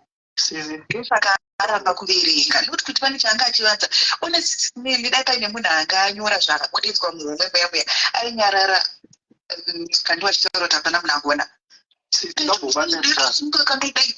hauna green button kuda udzoshi hauna green button Philip Muromo ndozvadachida kutaura sinextega ndisiriwo ndofunga CJ ari kuda kupindura CJ mudaira achadaida ndinobva pakutaura kuti vanhu vagwisa pamakandiwa pekuti muprofita haone zvese. Stance yamakandiwa ekuti muprofita haone zvese was that ndaisa zvinhu 6 muhomwe manofanira kuonawo kana 3 kana 4. Inini ndo zvandikupikisana nazvo kuti bhaibheri harina parakataura izvozvo kunoona 3 kana 4. Bhaibheri kana ichitaura chiprofita rinotaura rinopa chiprofita zvachiri kana chichiona unotoona anjati. I think ndo patiri kurasana ipapo. Imimi muri kutora this challenge mubva maiita challenge yemweya. This is not challenge yemweya, this was a game.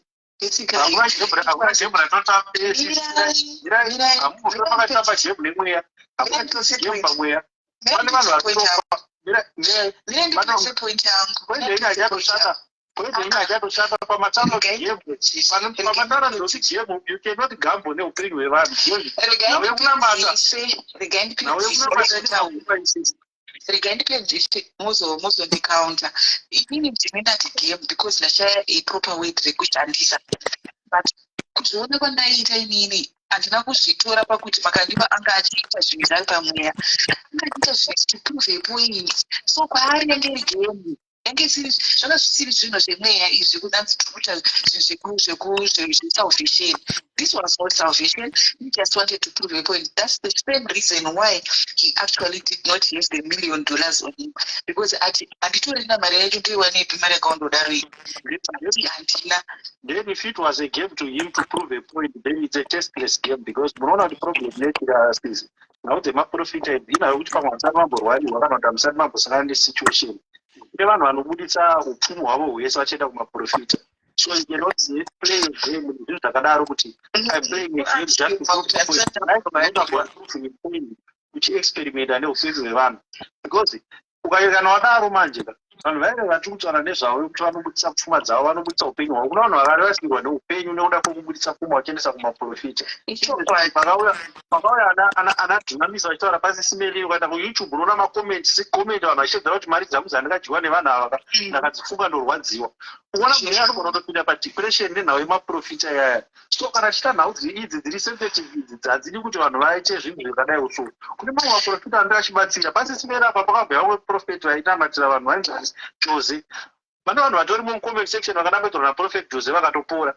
Hani mazvona varipo vatori mucomment section vakanametorwa naprofet Jose vakatopora. So imagine munhu yeye dai zvinhu izvozvo asina kunamatirwa naprofet Jose then kwabvatanga zvinhu zvamakandiwa zvobvata handidi kunamatirwa nemaprofita ndeirema munhu obvatika pakufa. So nhau dzakaita sedzidzi tinoda kuti vanhu kana vachiita zvinhu zvavo ngavamboita zvinhu zvavo zvinenge zviri clean zvinenge zviri sincere. Kana makandiwa anga achida kuratidza kuti chiprofita hachiko he was going to be part of the participant ndakuratidza kuti inini hakuna munhu anoprofita zvese obva atitsvagai munhu anoisa zvinhu zvake muhomwe inini I'm part of the 23 as a prophet ari muZimbabwe ndakuratidza because already izvezvi mese mune muchienda muchiti makandiwa is a true man of God makandiwa akapenga because iye atesta vamwe iye anga asimo mutest yanga achimodza.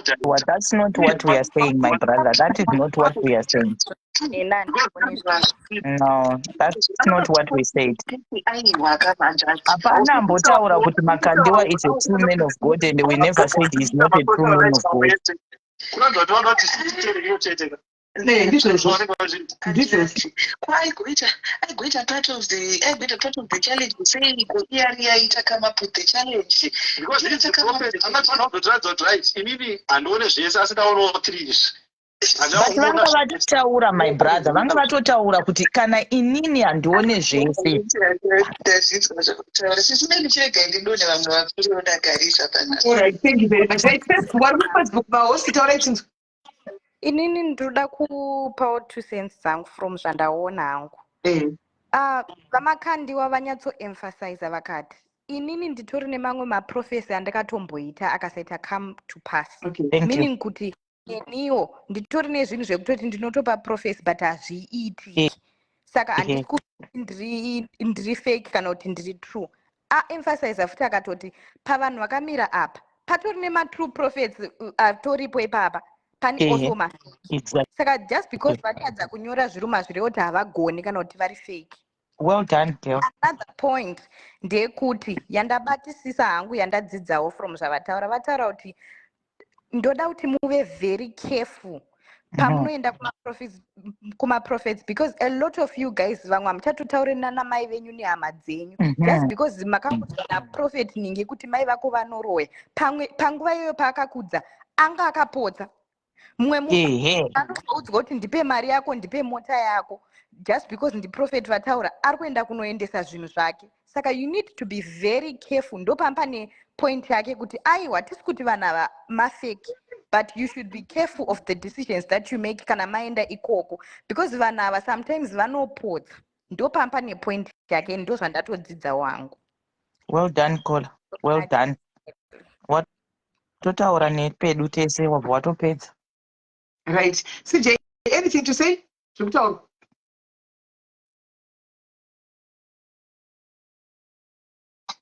ndikuzwa zvangu zvaari kutaura because point yacho I don't think kuti point yaari kutaura iyoyo yakaita kumboprova kuti vanhu havanopotsa. Munhu wese anoziva hapana munhu akamboenda kumaprofita kana kuziva maprofita asingazivi kuti anopotsa. Ini chandinongoziva ndechekuti glory yese yasara kuna makandiwa zvakaitanga ndiko zvichidzodzera kuseri kwake. It has nothing to do with proving anything. It was everything to do with him. Lulu Edwards, hold on. Pane munhu anyora chisismedi Lulu Edwards. Is it really Lulu Edwards chai? Kana kuti kwavhurwa umwe Lulu Edwards. Is it the real Lulu Edwards uyu wamastreet kana kuti the other one? Nyatsonyora Lulu tinyatsokuona kuti ndiwe here kana kuti vanavhurwa 2 maghosti kana 3 ende ramberi CJ.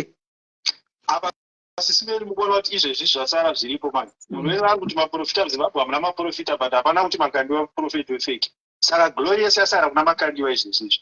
Because now inenge iripo dai anga ari papo kuda kuratidza kuti vanhu isusu hamuna muprofita wechokwadi. He was supposed to be part of the 23. Anoita vechi24 kuti chitsvaga munhu anomira pamberi apa kuisa zvinhu zvake muhomwe tomuprofita. Toratidza vanhu toprova vanhu kuti hakuna munhu. My brother haana kutaura kuti my brother haana kutaura kuti hakuna maprofeti echokwadi. Todzokera futi kumashure ataura kuti ndoda kukuratidzai kuti munhu aone zvese. Hapana zviripo apa Sisime. Vanhu vese vapapa hapana zviripo. Iye makandiwa wacho ne23 vacho vese vaiva varipo paipai. Ende inini nhau yangu yazongosarira pakuti how maprofita aita zvongoaziva pamulaini pamakandiwa. Ini handina kana vandikamboona handina kana 1 wandakamboona kunzi kuna madzimai ava vanoprofita. Handina kana 1 wandaziva. Ende vese havasi kubvuma kuti tinobata chechi ipi. Chechi dzavo hapana kana 1 ambotaura tinobata kuchechi kwakati. Hapana kana 1. Saka manje moti tobhilivha zvinhu zvakadai. Okay. Thank you very much, brother. Regaitimbodzi vamwe mapoints. Regaitimbodzi vamwe. Thank you, my brother. Thank you very much. Mogona kudzoka kana mazwa something chamuda kutaura futi.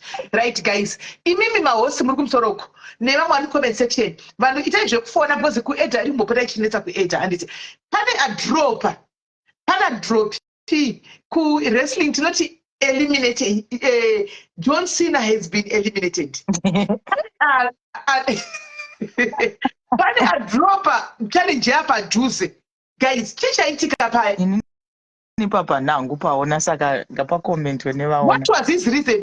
Guys, pane munhu ene that guy ndakamutemba. Unozati inosaka ndakamutemba that guy because ndiye ane video akabuda chitaura kuti inini ndiri kutonotora mari ene ane confidence muchinda ndakatomuona ndikati yes I'm betting on this one but adrop akatichite blue adrop asati aningirira chichaitika ndiye akaisa vhidhiyo yekuti ndiri kutouya ndikuya kuzoitora mari ndeyangu fona hauna ningikiri Philip Murombe ita zvekufona namba yakapinwa hauna green button ndofunga kushandisa Facebook Lite ita zvekufona fona namba iyi tora ufone kuWhatsApp taura ini mahosi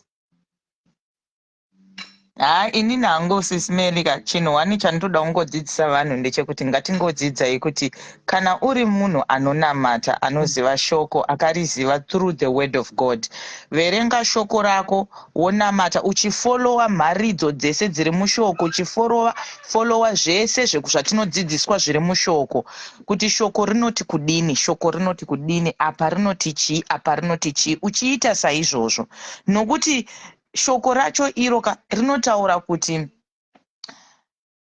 pasina Mwari zvinhu zvese izvi zvingadai zvisina kumbobvira zvavakwa pano panyika. Kuratidza kuti takagadzirwa neshoko. Ukada kuzvitarisa when you read the Bible, because shoko rinonzi shoko ndo rakaita kuti zvese zviri pano panyika zvivepo, it's because of the word, handiti? Saka isusu nhau iripo ndeyekuti we need to have wisdom to understand kuti saka shoko racho chii. Todzokera kumashure ndo patinonzwa kuti shoko ndiMwari.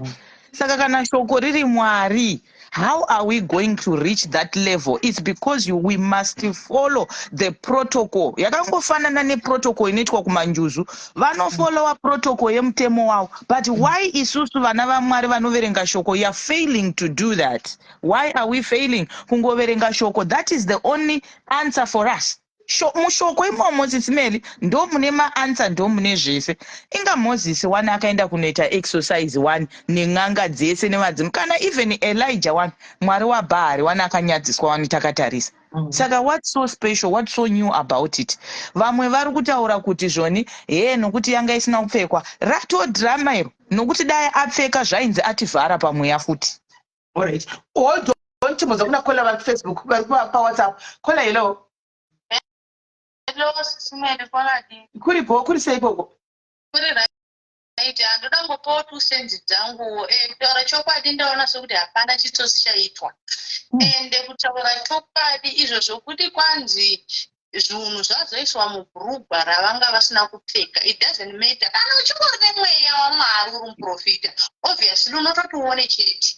Unototi uzvione. So ini ndaona sokuti hapana chitsotsi chiripo, but chokwadi ndechekuti vanhu kuona vaone, kungodhira vanhu mari kunzoko vachiti tiri maprofita, tinoona tinosvikirwa, tinoti hapana. Kana Mwari akakutuma whether havana kuisa chinhu chacho mubhurugwa ravakapfeka chero rikoko, you will be able to identify that what is inside, because une mweya waMwari pauri. Ndo zvandoda ngotaura chete maita basa. Okay, thank you very much Kona. Hanzi, whether bhurugwa rakati kwamutari, mweya waMwari ungoona zviri mukati mebhurugwa. Hazvinei kuti pati ipapo I don't know Kona, nokuti kune vamwe ameno guys, kune vamwe vanotizvo vanofe asanogozviona here guys zvokuti kana mukaenda kungave kuchivanhu, kungave kumaprofita, kungave kupano kuti kana ari munhu akafanirwa nehembe yake vanogona kufemba pahembe yemwe. I don't know ipapo. I don't know guys, I don't know. Kungotaurawo, I don't know. Like we are having a discussion and it's toda kusaba kungoti tidi tuonesane kwese kuti pamwe I don't know guys. I don't know what is going on. I don't know. Nasi my love you are kubvepi goende kuinbox kwangu. Zvakaoma. Mimi hakuna anoona zvese, ndo pane nyaya. Tata hationi zvese. We cannot see everything. Alright, ndangobatawo pekunzi zvoni atotaura kuti vanhu munokanganwa paipa munonyora life yenyu paFacebook, paipa unoshare zvinhu zvako nevamwe vanhu, munhu anenge achitoziva zvinhu zvako zvese, kana kuti paipa munosvika kumaprofita motaura nyaya dzenyu before muprofita asati ataura newe. Saka angachiedza kutaurira vanhu kuti ngwarai maZimbabweans, ngwarai muri kubirwa makadii, makachangamuka sei papapo. Honai vanhu havanyora zvinhu zvavasina kuona, that means they were lying. Havana kuona zvinhu but vazadza mapepa aone kunyora list yezvinhu zvavasina kuona zvavanga vachifunga in their minds.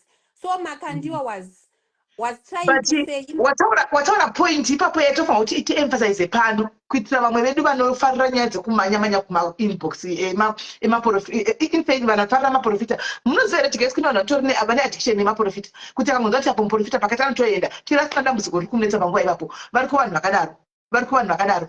Saka manje Kwelo, thank you for pointing out that mazvinzwa pasocial media kwese every platform social media, be it Facebook, TikTok, inanditambira kuti TikTok ndinogona kuita 3 months nambodzikako mona, but ndongowachinzi kwakazara maprofita kwakazara chii vanenge vakazara ikoko ndokwavanonyanya kushatambira kuita kuInstagram kuita kuYouTube ati vazere vanhu ava right now. Nekuti zvinhu zvakaoma guys, vanhu vari kutsvaga mari, ingobataiwo ipapo point yokuitira ramangwana and just be vigilant. Munhu vamwe chero vanogona kupatrola pamaplatform apa andika pamunouya nenhamo dzenyu paya uchitaura kuti ndiri dambudziko rangu rakadai. Remember tinotomboisa maposti aine nhamba kuti munhu abatsigwe, munhu anenge achida batsira munhu anongofonera munhu yestraight paconduct handika. So maprofita kana vane vanhu vanyadzogona kutsvaga mari vanogona kutoscouta handika. Tipana patinouya, ndipe example yangu. Then let me give you an example yangu inini. Indogara nchikudzai guys kuti pedu yeka zviri kuitika mupenyu wangu zvakadai. Nditaura nyaya dzangu, apana ndasingazivi nyaya pa internet. Hakuna chinyuwani chinobuda pa internet. Nyaya dzangu munodziziva ndichitaura ndoga ndigere muridzi. Handibazviona. So imagine naye after ipapo muprofita anenge achindiona asi haatauri neni pano. Handisi ozondiona somewhere anogona kutondivinga. That one said, thank you for stating that one, my sister. I'm not point your hand, Mr. Say. I'm not sure. I'm not aware of it. To go in and the chat believer because they are not putting up a platform. Until I said, and then I ask them, shock. I'm going to say, sorry, my water name. My own do the Mimi Kumbako Kumaka Munobo, we got a murume when you. When I'm mutual shop, when you watch police away, Veronica. Until kuona chitaura kuti kune mbavha dzinodzoka ne murume wenyu pakuti pane mwana zvozodaitaura kaizvi pano handimoona.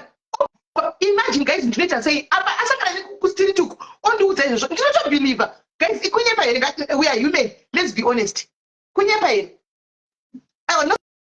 ndikunyepa here aiwa ndizvozvo chaspecial ndizvo and futi as well platform pano asakana neni maybe kuroad and maybe kazhinji kacho mamwe anosangana newe utori something chitori mupfungwa mako unoona dambudziko ramuri tokunetsa obva kuti kana munhu achida kunyatsa kukumanipuleta chako chaiko anowani obva kuti mira ipapo mira anongoti mweya wataridza amaini handika ndikuona kuba kwedu kusina kumira kwakagodeka akakubateka izvozvo chete iwe usina kubvira wakataura naye kana kumuziva kazi yake pari pasocial media unotopinda guys big ukatopurisa kuti kune chinhu zviri kunetsa zvekudai ndinogona kugadzirai, I can help you. Watoita vanhu vakawanda kuti ndakasangana nemunhu akanditi amai pane dambudziko, but truly speaking pamwe munhu anenge akakuona somewhere uchitaura zvaunenge uchitaura somewhere else obva azvibata aneno guys kungoonesanawo kuti be very careful ipapo antika mwana wamambo halo. Yeah, we need to be very careful. Musho zvekuti seitaura tinzwa ndachida kungutaura point yekuti dai Mwari wazotigonesa takwanisa kuita spiritual discernment. Yes.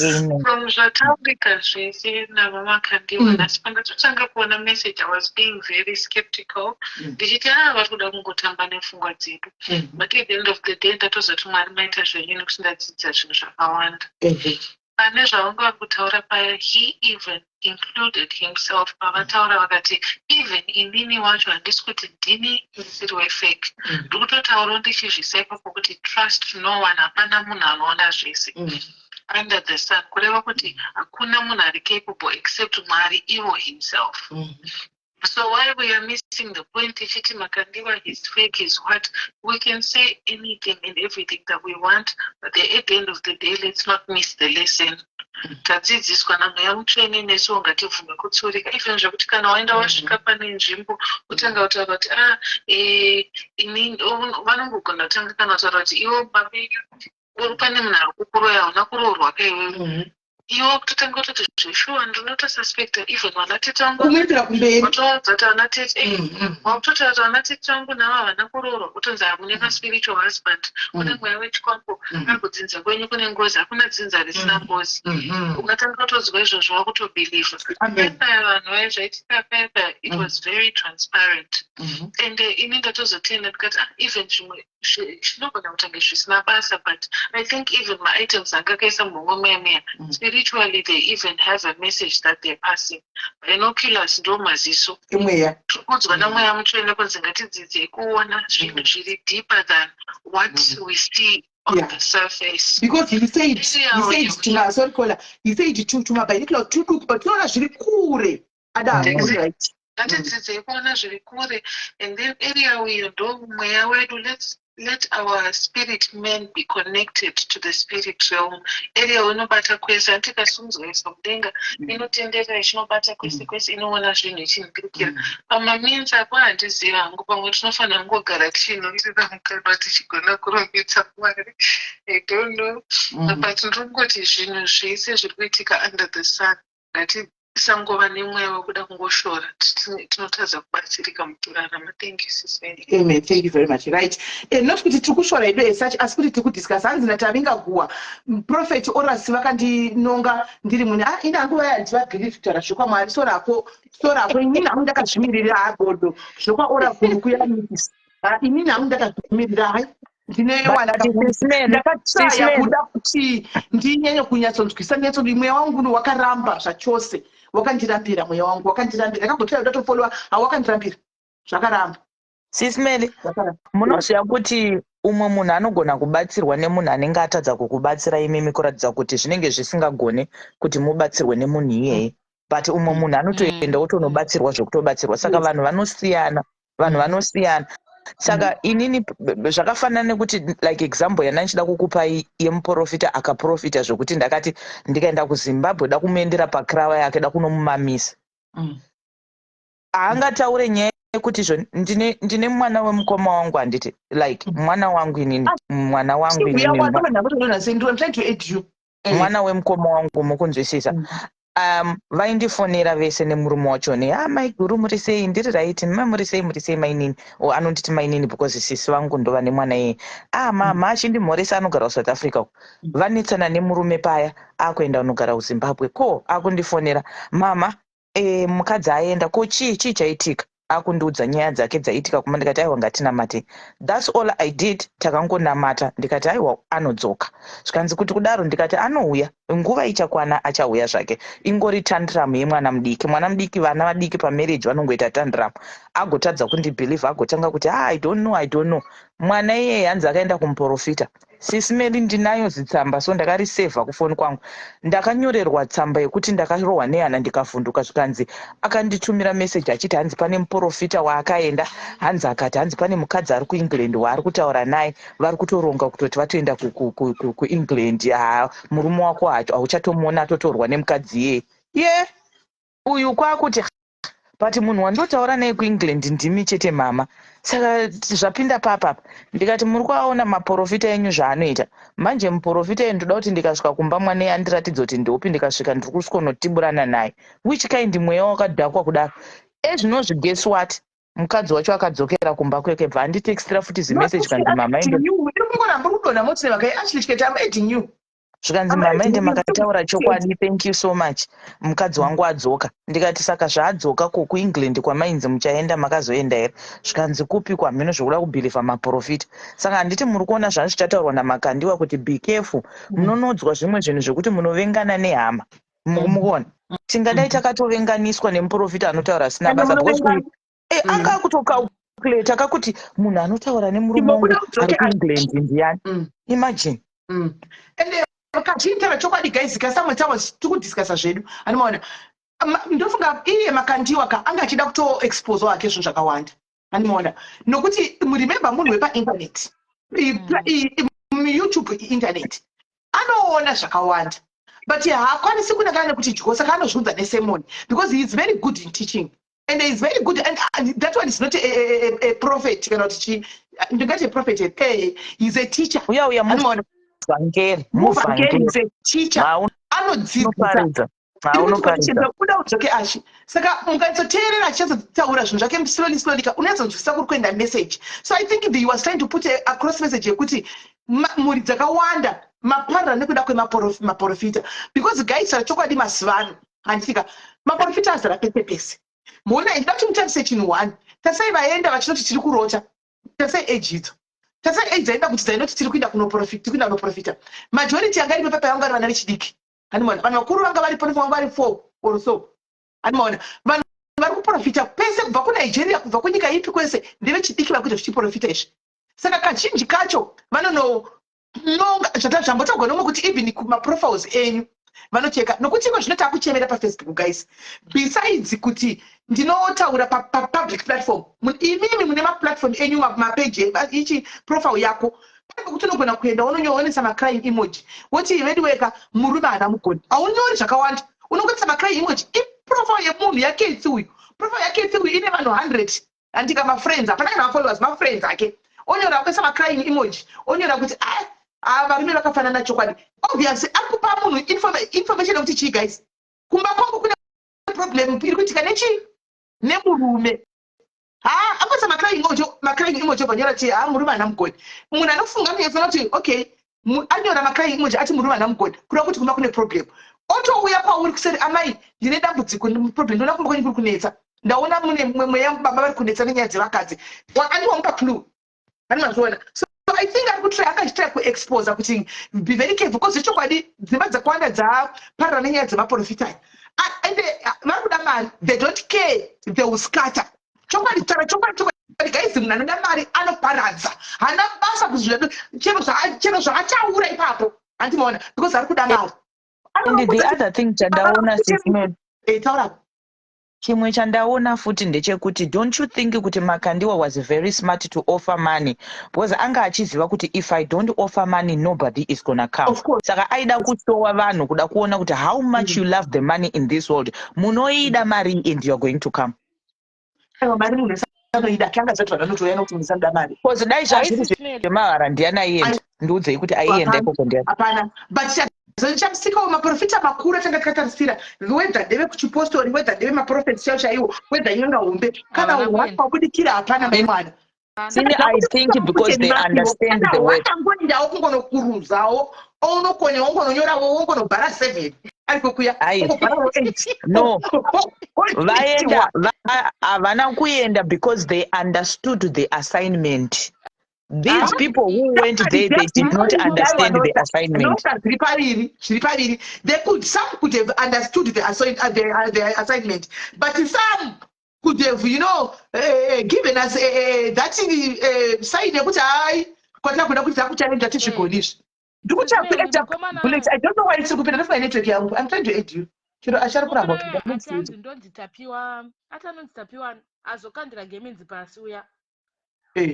Ari kutrenda kuTikTok uko hanzi ari story star rake. Pane vanhu vakadzidza naye kuchikoro vanga vakutotaura kuti hanzi mukomana yanga achitonyepa zvake. Ari followers. I think it's my network. Let me keep on trying. Anga ikoko yake zvekutongoda kutowina mari. Baba vaya vanga vakazora Vaseline vanga voda kuchema vaya vachiti kwai tirauzi rachifanha rakapfekwa ndo munhu aenda ane genuine motive yekuda kunyora zvinhu zvazviri mubepa ndosaka vanyatsorwadziwa nekuti he missed kuti muhomwe manga mune chii. Inini chandaona sisimeli Makandiwa aita zvechiprofita kuziva kwatakamuita tese achiitisa zvevana vema3 days zvezve chiprofita chiya chaaiita. But I feel like right now this is like some sort of damage control and trying to get people to come to him. Those vane mindset yekusanyanya followa chiprofita vakuendawo kwaari vachiziva kuti okay haasi muprofita chete anodzidzisa because that was also a publicity stunt in my opinion zvaaita zvezve because kuYouTube taona tatiri 47,000 vanhu vari paYouTube. Inini handitomboteere Makandiwa ndamufollowera so that I could comment on YouTube papage rake and a lot of people who believe in prophecy vaenda kumba vane skepticism paipai vachiti saka maprofita acho pashayikana one of the items out of 6 yaanyora. But maona here kuti vanhu vanga vachikuza vachiwokera vanga vari vanhu vanga vari muchechi vachikuza Makandiwa. At some point he was sounding like he was being proud of himself for revealing to people kuti pashaya munhu awana even one item out of the items anga zviripo. So to me, on one hand he was trying to teach people kuti musangonyanya kuenda kuchiprofita. Anga achiruma futi achifuridzira because he would say something like manti maona kuti hapana kana one chavawana apedza obva ati it doesn't necessarily mean that these men are fake. All right. So batokadaro network yako iraitiwe ashimbotaura because ndiri kuitira network yake yanga chiro nadona ndinoti muri mahost munogona kuramba muri pamusoro papo kana pasina kurequest achitaura chinzwa.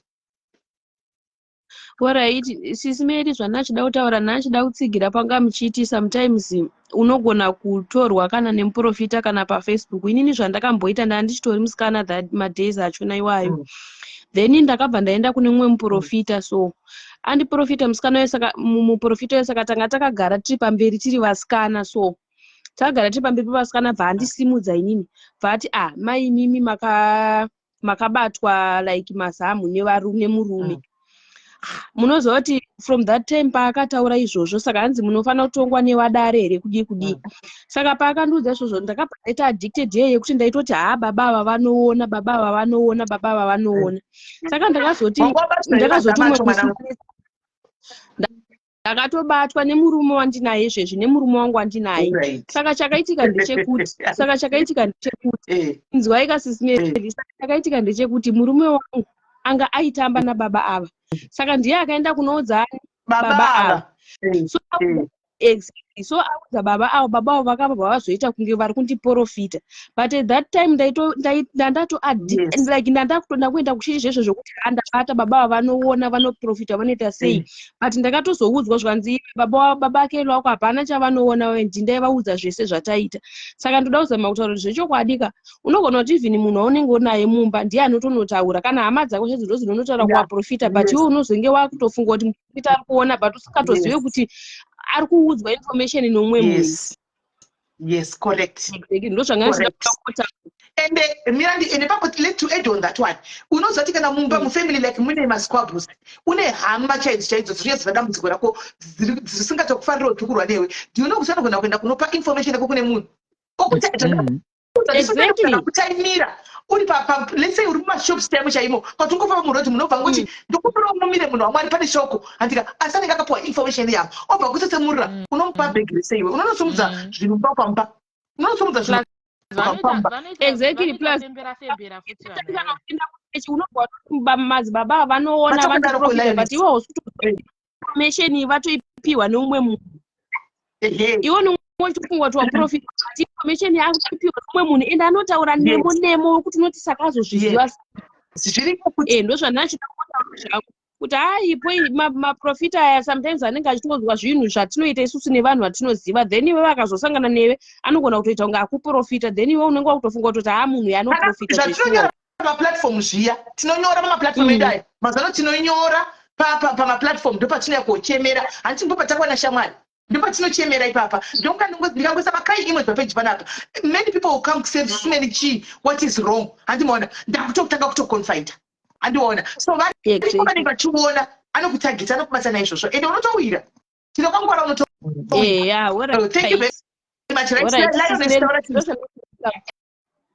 Sisimeli, how are you? ndiri bhoka njani Right. Inini ndine makore ndichipinda postori and mutero kana ndikada kukurukira indogona but inini mutero ndechiruka nenhodzera because ndaiona zvaiitwa nezvatetichiitirwa nezvaunenge uchiudziwa.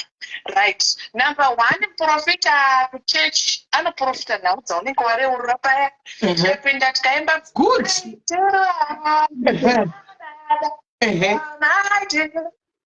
ndinoreurura kudetsana naSisimeli ndakavakureta mari yangu ndinoreurura mweya madzinza mweya madziteteguru mweya vanokuroya ndinoreurura kunetsewa nemurume mumba zvikagozoti zvikazoti iwe unenge usina kuona maprofita anogona kuya 7 madzibaba vangu vataura zvavo ambaindaona imba yenyu yambira nedivi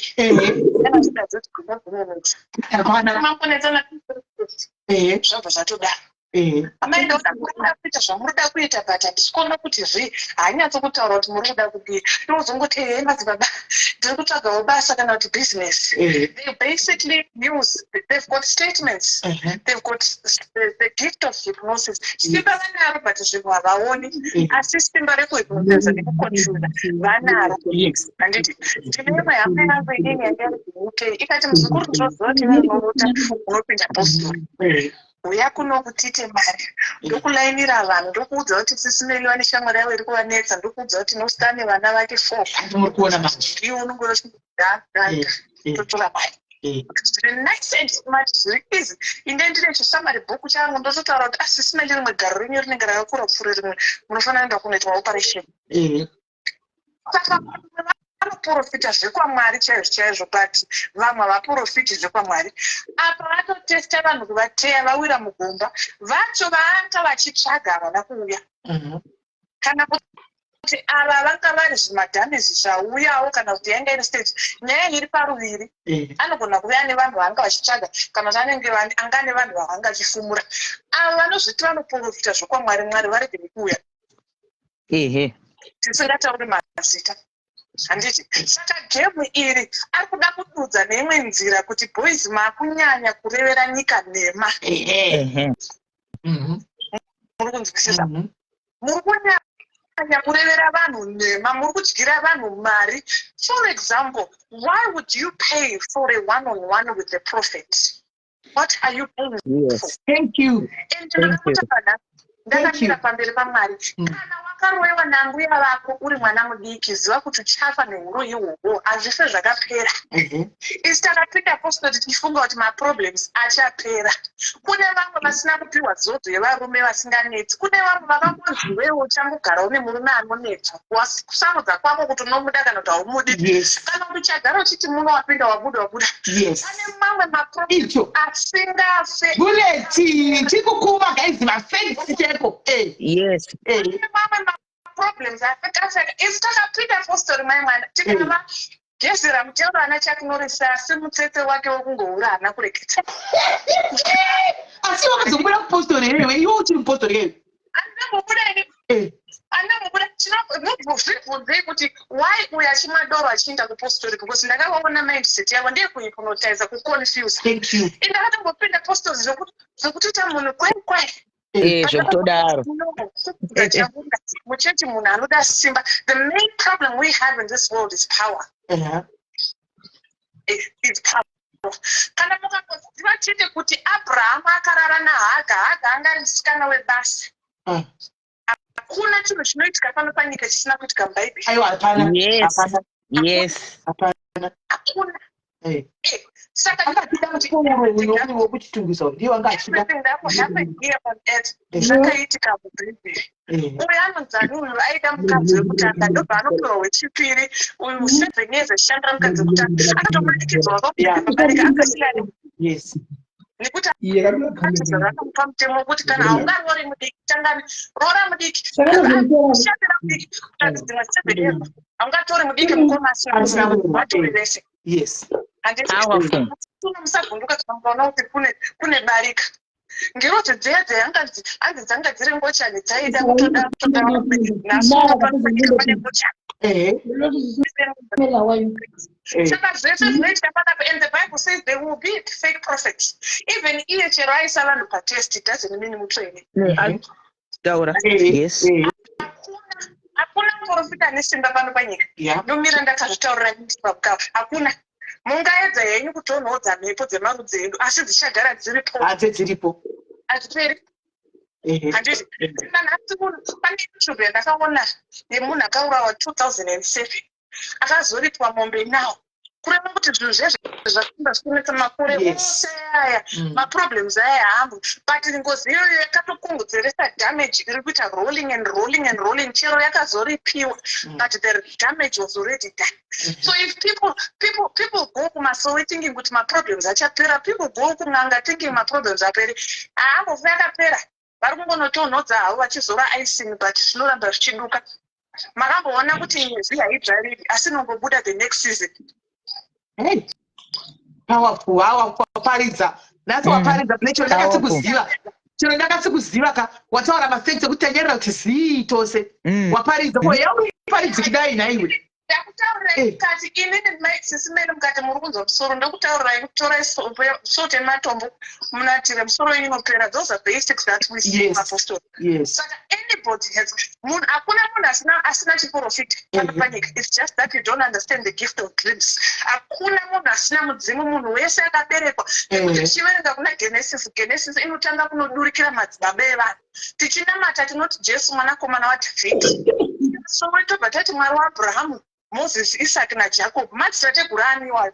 Vamwe vanhu vakazodecide vakati let's create the New Testament. Hatichadi Old Testament. What you write on the wall does not disappear. The Old Testament will always be there. Our ancestors will always be there. Chipostori chinamato zvese zviripo. Munhu anoroya pano panyika munhu anonzwa dera. Kuti paari muroyi. Yes. Pavari ndasono muroyi. Because vanogona kunamatira kuti uyu ari kunetsa tomuti let's pray tite back. Pamunenge back to sender muri kuiteyo kunonika ikoko. Yes. Yes. Because matora shoko raMwari mukati zvaKesari kuna Kesari mukati ngatizvidzosere. That's already witchcraft. The Bible says Abraham akaitwa naMwari zvikanzi ndoda kutipa Isaac as a sacrifice. He did not proceed with that sacrifice. Asi nhasi uno vabereki vedu vanoromba vachinonyoresa mazita edu nekuti vakazviona Bible. Uri kupamwisera apa guys. Uleta apedza tichataurira soko rake zvakanaka rikunyatso muri kunzwa apedza masport. Apedza masport. Panyika Mwari havhunduki, anozviziva. Saka don't be confused. We're not discouraging you. In time material, that's fine. But the problem is those men and women that went there did not have spirit of discernment to understand kuti handi izvo zviri kuitikwa. Hakuna munhu anonoti kwaiprofita zvemuhomwe uchisiya vanhu vakazara muparire nyata vachirwara vachipera kufa. Thank you. Thank you on that one. Ndakandogara chimboitaurapo pano. Thank you. What point are you trying to prove? Because have you ever seen any of these popular ministers saying, you know what, we're taking a day to go to the children's people in the hospitals? Right, what chete nevakadzi veRoma vaya vemanani ndo vaive nesimba rekupinda nemamissionaries. But vamadziwa vanhu vanongoti vechechi bvisai mpiro, bvisai offering chakati chakati. Kumasowete chinzi mari yehuni, mari yemusangano, mari yetransport, mari yechakati. Inenge ringori mari. This world is controlled by money. Yep. Haimari. Pataugwa shoko. Kutaura kuti America munotenga chakati nechakati kana musina mari ndipei $5. The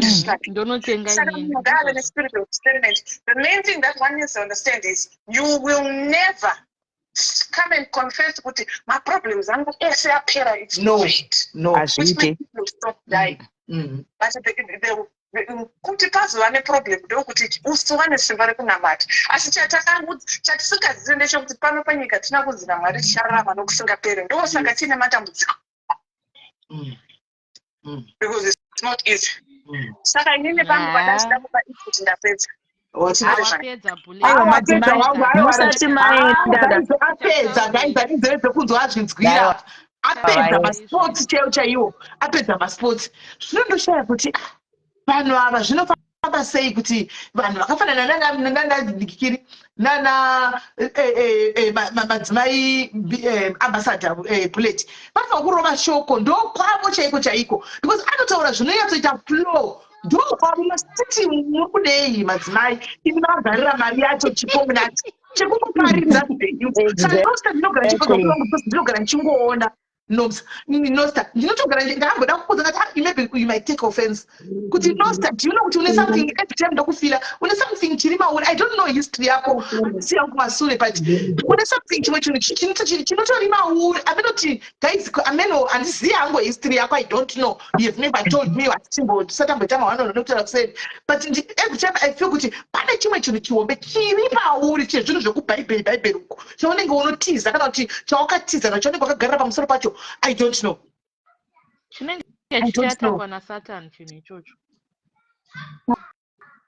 Aiwa, ezvino zvidadzoka back.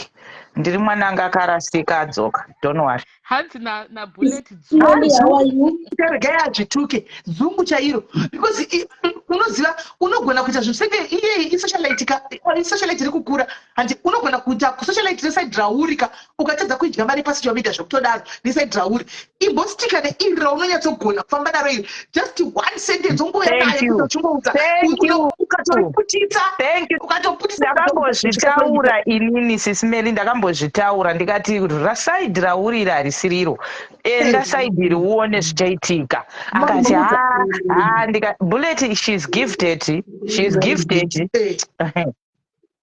zvamaone ndatomuanalyza ipapa ndikatopedza zvokuti anogona kuti kwaari kokasa haidyi achidya tumasikimani tuma$100 $200 $300 wakagarira rumani chaichaiyo imboshift mbijana bullet I don't know but we are not telling you what to do but imbonamata nezvazvo the spirit of discernment yakachera imbobvunza mweya wamwari cheche kuti umboita sei akatoudzwa kudhara sisimeri akatoudzwa kudhara what she's supposed to do and she knows but ari stubborn iwe nosta najeki ngaranti ndaimuudza musuno kuti musi unoyu jeki kuseri kuinbox kuwa kuti afona apa ndaimuudza kuti jeki saka iwe wakazodini because mwana waye anonzi jeki tingarande ari powerful zvekutodaro ari powerful zvekutodaro jeki uya ambokumirira mumbotaura naye kana chamumbomira naye bright and aiding you papupiti mumunzwe kana pastage chete mungopa stage moni she's powerful like that. She's powerful like that. Sisimeli, how are you? I'm good, my sister. How are you? I'm good. Ndine contribution yangu panhau yezvaitika nhasi kwaProphet Makandiwa. Ndichida kungobatsira ne2 cents dzangu kuti nyaya iri kuitika. Muri kundinzwa Sisimeli? Tokunzwa. Okay, ndikuda kutaura ndichikomenta panhau yezviri kuitika kuti chinhu chisiri kunzwisisa vanhu vakawanda.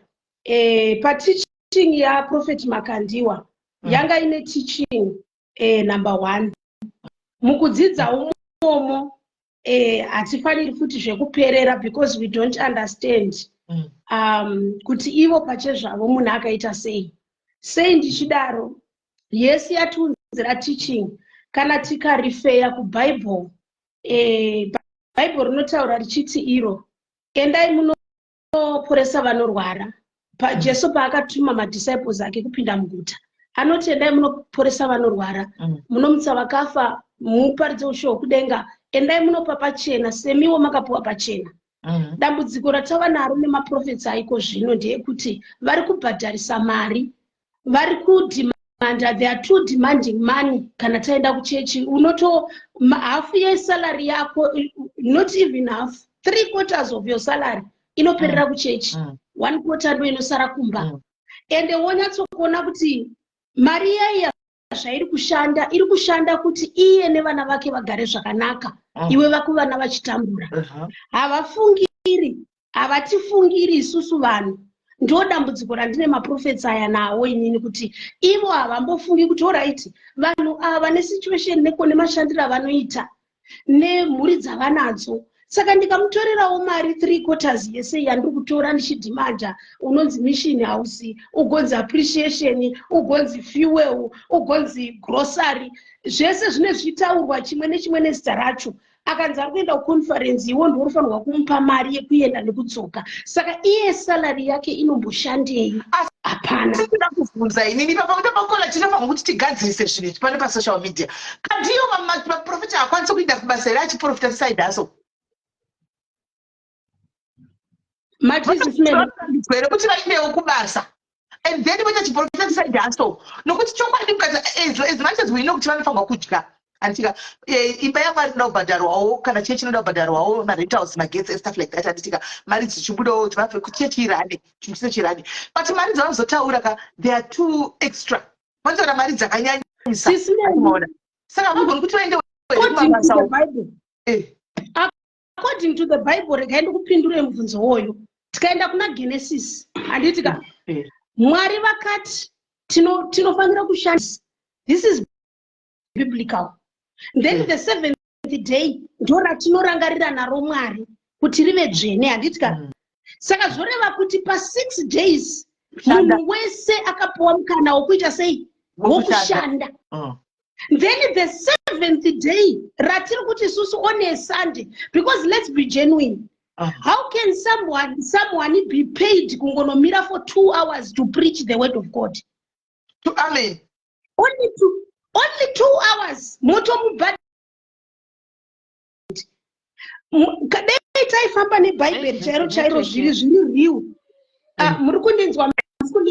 Takukuzwa, takunzwa. Okay. Dai taifamba neBhayibheri chaizvo. Imi munoti Adhamu chaiye akanga ari shamwari yaMwari. Aitaura naMwari mugadheni. But Mwari vakasvika panguva yekuti Adhamu uchadya cheziya iwewe. Why Mwari vasina kupa Adhamu mukana wokuchengetwa? Because hakuna munhu akataura naMwari sekutaura kwakaita Adhamu. Ndeupi man of God watingakompea naAdhamu ari muBhayibheri kuna Genesis akava munhu wokutanga kudiwa naMwari? But iye akadzi anodya cheziya. Tisu takazvirongedzera maprograms ekuti mufundisi anofanira kuva busy from Monday to Sunday, but the Bible, it only allows us to work for 6 days.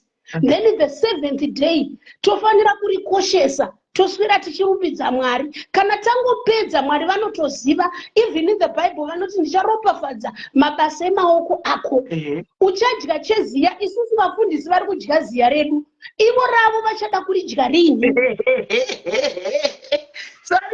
Powerful, my sister. Powerful. Mapola. Tese tiri vanhu. Let's be honest. Tese takaenzana, tese tiri vana vaMwari. No one who is holy. Ndiani mutsvene pamberi paMwari.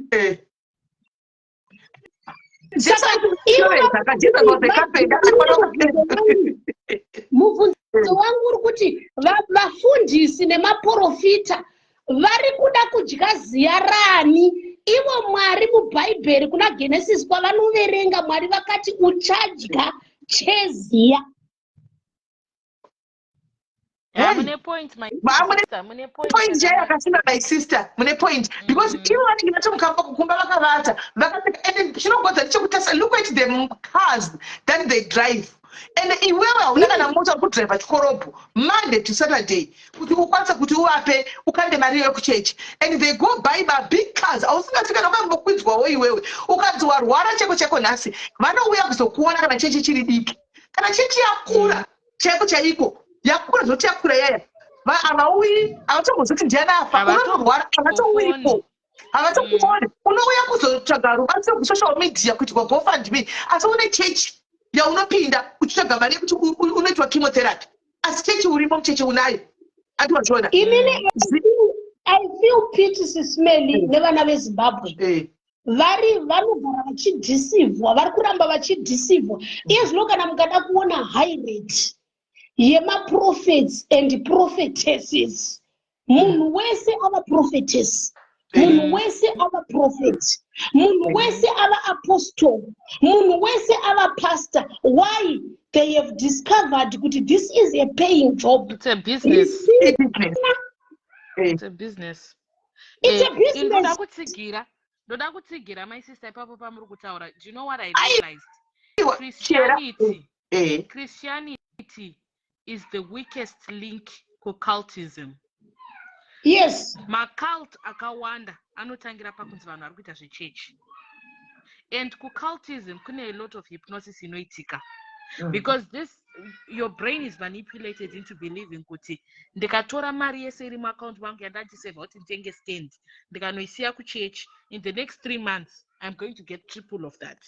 The only way that person can get that idea into your head and make you believe it is because you've been hypnotized. Your mind has been manipulated. And these people, they've discovered, I don't dispute the fact that kune ma church, nema pastor, nema prophet arikumira pachokwadi. But right now, as it is, the world is changing. Not only Zimbabwe, but Africa as a whole is suffering. Inini a gift of prophecy isismeli ndiri kuAfrica. Ndichitambura, ndikuona kuti mabasa asikuwanika. Vamwe vanhu vari kubhadhara ini ndakamirirwa queue yevanhu 500 vari panze apa ndichiitisa mahara. I'm not benefiting anything out of it. I'm not working. I would take the opportunity and make people pay kuti vauye kuzoshandirwa neni. And then there are those people vanobhelieva kuti ndikanoshandirwa nemunhu anobhadharisa hazvishandi because handibhadharisa. Already chaunobhelieva chinokushandira. Kune vanhu vanobhelieva Islam, Hinduism, Buddhism zvinotovaitira, vanotora munamata Ramadan yavo, maprayers avo achitoanswa.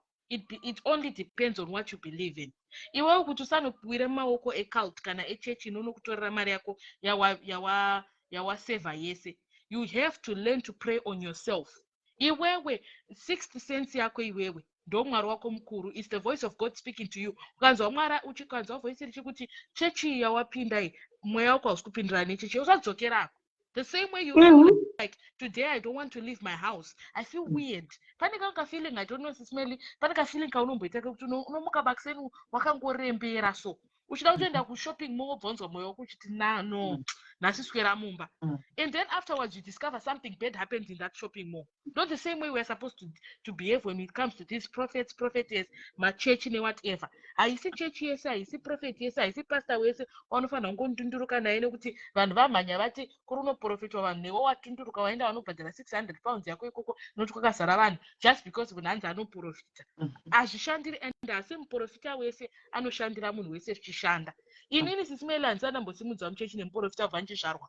Zvizvo zvinoitwa zvikuti kwauya maprofeti vanonamatira vana omokodhu wekunigeria akambouya kuchechi kwedu achisimudza vanhu enda ndiri mukwaya. I was sitting right next to the man. Haanombondisimudza akandiprofita.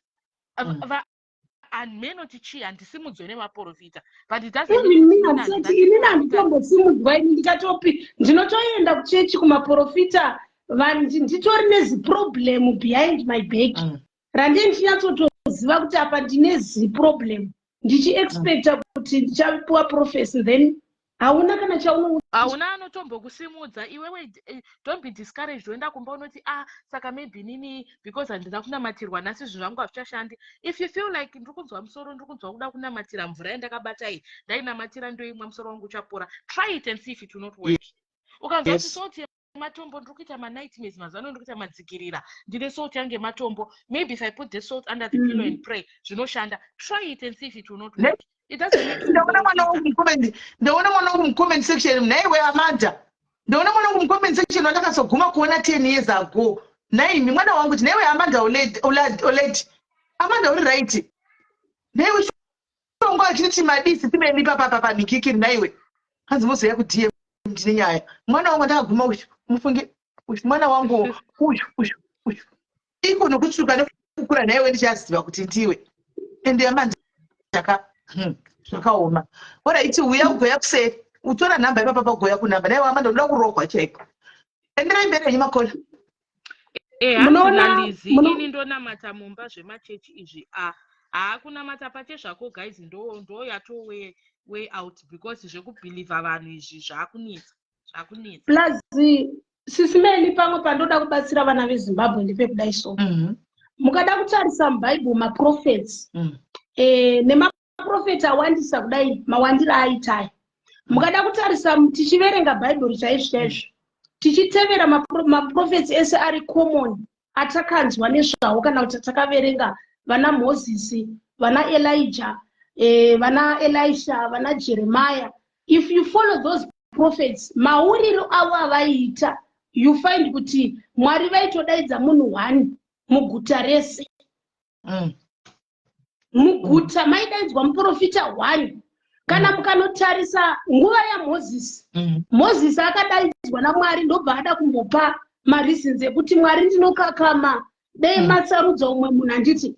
Mwari vakatomuti no, since uchikakama iwewe ndakukuisira Aaron pamberi pako kuti azova mutauri anditi. Aaron he was not a prophet. Aaron akanga ari mubatsiri waMoses anditi ka. Mukanoverenga mascriptures zvakanaka munotoona kuti pazvainge zvatooma chaiko Mwari havana pavakambotendera not even a single day kuti Aaron apinde mugomo kunotaura naMwari. Aaron aitosara pasi Moses achitokambaira achikwira mugomo. Miriam akanga achiimbira Moses but Mwari havana musi wavakamboti nekuti Miriam unoimbira Moses chimbokwirawo mugomo naMoses.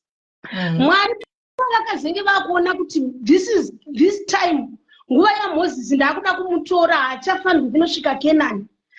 Instead yekuti vazodze Aaron aifamba naMozisi, Mwari vanoti nditorere Joshua apinde pachinzvimbo pako, kureva kuti Mwari havazodzi muprofita pano umwe muprofita. Kana tikaenda kuna Elijah, is the same thing yakaitika pana Elijah na Elisha. Elijah akanga ari muprofita ari one. Mwari pavakaziva kuti nguva nesizini yaElijah yakupera, ndipo pavakatuma Elijah kunozodza ani Elisha. And kana mukanoverenga mascriptures, Elisha paiva kana Elijah hapana paakaita munana, hapana paakaprofita. Akazotanga kuprofita Elijah aenda. But iye zvino izvi tine masons and daughters vanoprofita zvinofanana nemuprofita vachibuda musame church. Ndo zvinokuratidza kuti these are false prophets. Iyi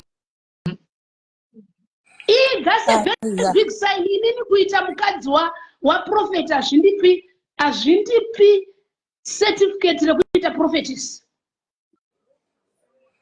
Ya wataura mwanangu, wataura makadizve nyasikana. Sisime finally ndazokubataiwo makunoku makore ndikuteerai muri kuSouth Africa musingambotidaire. Finally we met. Oh, finally my sister, how are you?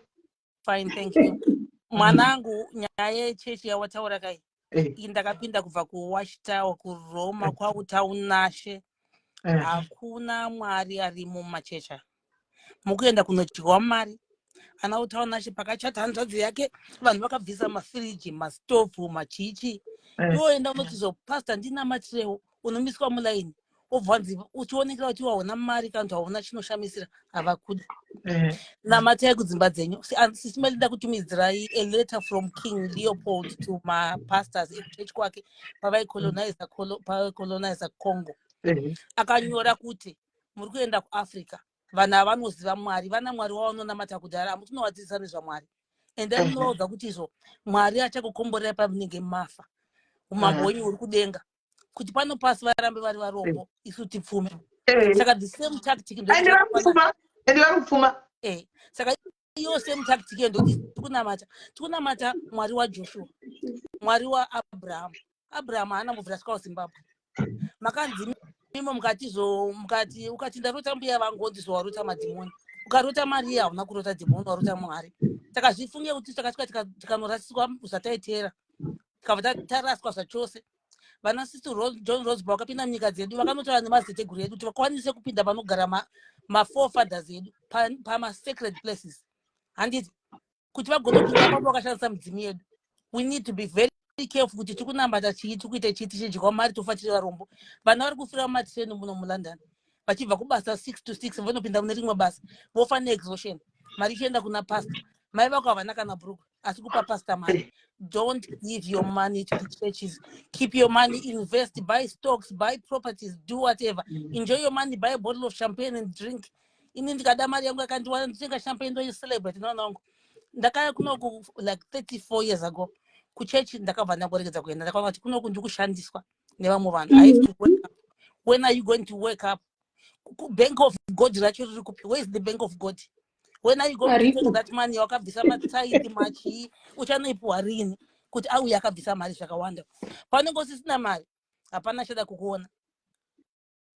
You are useless.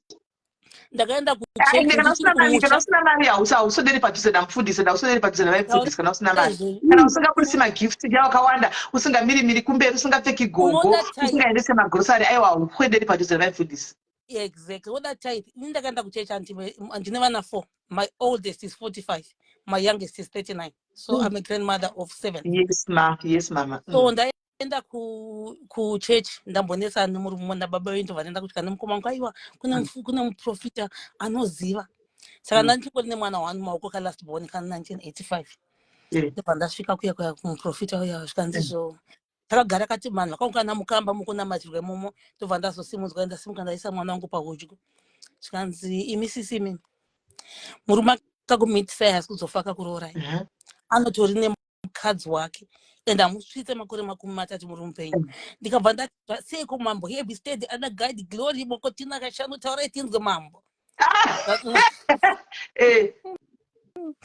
tikanzi Mwari vanditi izvo murume yeye akatodyiswa nemukadzi wake anotori chakachaka chikanzi Ngumambo taurai tinzwe tichitaurwa nendimi ndobva apedza kutaura tapedza chechiya ndobva ndabuda panze ndikati mukosha ndimbotaura nemi ndikati ndiri married ndakachata mukoti chapter 37 mwana wangu iri number 4 pamwe mweya watadzawo kuona ndikati ndikati handife ndakadzokera futi adingo ever again saka be careful kuti vana vasikana vakawanda izvozoti uyamitwa naPastor Magaya uyamitwa naPastor Ningi they are using our children kwana pastor utaona chiwana kuti vasikana kuti beautiful girls kwese vaimiswa kumberi kuba university students kwese tuchimiswa pamberi your children are being abused and you are allowing it muchida kupa one power yavasina you can talk to your God in your house ukafunga kuti Mwari ndine zvikundisa ini ndiri chirikadzi vanhu baba vanangu akafa years ago I had to raise 4 children mulanda munonetsa kureza vana ndakareza vana 4 vakaita magraduates vese vane malives avo anditi ndichinamata ndiri ndega kuti Mwari ndikumburewo ndono mudzimi yangu ndonodira mvura pasi kuti nini baba vana vangu taisa vana vako please vachamhanya mumastreet vaite vana kwavo anditi andinaura samudzimi yangu zvanhasi zvikandinetsa ndonotaura mudzimi yangu kuti zvinhu hazvina kumira zvakanaka ndoti ndikumbirewo kuna musika vanhu kuti andisvitsewo kwamuri munamato yangu isvika kuna Mwari. I'm not going through Jesus, I'm going through my ancestors and musika vanhu. I know where thou God before all this. Saka I'm not wasting my time ndichidya mari nevanhu handiti yandinoshandira hati mari yangu ndoda kuholiday nevana vangu hande kuMauritius hande kuCroatia hande kuSpain hande kupi idya mari yako uri mupenyu mai kuva noforce na kudya mari yako kudya mari nechechi please wake up apa chinorodza ndechekuti ukatarisa muchechi machechi machonaka pastor life yaunenge vachirarama nevana vesangano vari kutobvisa mari vachivapaka bhutsi yemwana wesangano unopera pawo munhu akutozvitamburigwawo asina kana makumbo kwanenge atobva abika matseve asi akaisa mari pasaidi mari iri kunzi kudhimanda uchechi kudiwa kuchechi it's so hard breaking mufunge and havana tsitsi and vazhinji vapastors mumbozvitarisa kuti vazombofunga kuti get back to the community havanyatsokuzviita kana avo vanoita back to the community tasemone kusana vanopa nokuti nemari dzavana dzavafa kutopa vanhu magrosari masvinu chaiwo chaiwo nekuti vanotodya kana mwedzi wese but vanopa kana 10 kg yeupfuti ritadze mafuta opa kana 2 kg yeraisi zvakwana inzwai handizona pastor vamanga vakashedzwa nautaunashe vainzi pastor Apostle Joe Kayo vaibva kuKenya saka tandiri kutrade fairgrounds kuBulawayo kuri kumunamato kumusangano handiti ndobva zvanzi napastor yakashedzwa kandizo my wife does not wear local perfumes my wife does not wear local fashion. My suit is Gucci. My shoes are whatever, Prada. Chakati changu chakati. Because I'm a child of God. I'm blessed. I'm higher than other people. Not in Jemun Wamari. That yes, tolerating this. So don't live on faith. Give all your money to God, to the of God, and see how you get blessed. And it need to live on faith. You buy Gucci. And you give them money so that they'll buy Gucci. But you receive, may God bless you. Unongo receive a word chat, even when you receive a mari, but you have to receive them. Exactly. May God bless you. Exactly. Say you mfundisi kana vachiti vanoda mari yetransport vanoda kuti muvatengere tiketi rendege imi mukanzi munoda mari yetransport munzi namata kana kunzida kubhasi plus inini ndinotokona kana uri munhu waMwari be humble. Hatina patakambonzwa Jesu achinzi akafamba nemaPrado nemanafara. So Jesus was very humble to an extent yekuti iye zvino zvimaprofita iko zvino vanokutaurira kuti handifambi pasi ndinofanira kufamba pacarpet pared carpet hatsiki pasi. Who is he? Is he God? Kune mufundisi wekuAmerica yakati zoyapinde tinenge tatofamba mulevel tinenge tatova palevel rekunamata munhu zviya zvakataurwa kana detail because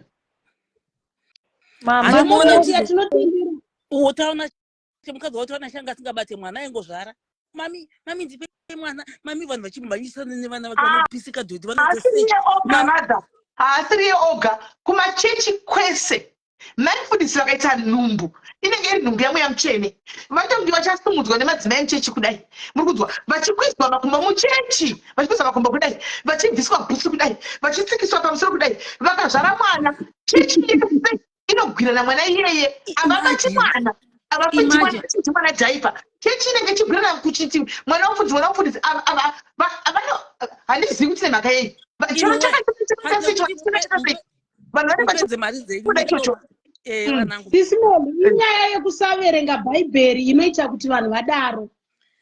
Inyaya yekusaziva bhaibheri, because bhaibheri rinoti usanamata vamwe vamwari kunze kwangu, usapfugamira. Muri kunzwa? The moment Sisimoni mukangoona inini ndakuya kuzokupfugamirai, ndatokuisai pachikero chekuti mava mwari wangu. Don't allow yourself to kneel down for any human being. Yes, I give respect to a man of God.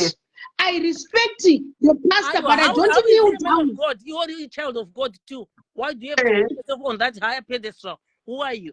And you kneel down with a prophet. Now, Mirai, guys, Mirai. Magona ndakukanda ine mafuta enyu amawaridza pano maisa poto yenyu pasitop mukaisa mafuta right muri kutaura moga mati kana uri munhu chaiko chaipo principles of life andika principles of life biti maipuzana kudii munhu wamwari neuri mwana wamwari andika makainzana unopa respect anditi asi zvokuzo kupfugamira nokuti wakutonamata munhu idol worshiping anditika vanhu ngovangobatwa zvakafanana ndizvo zvatitaura ndizvo.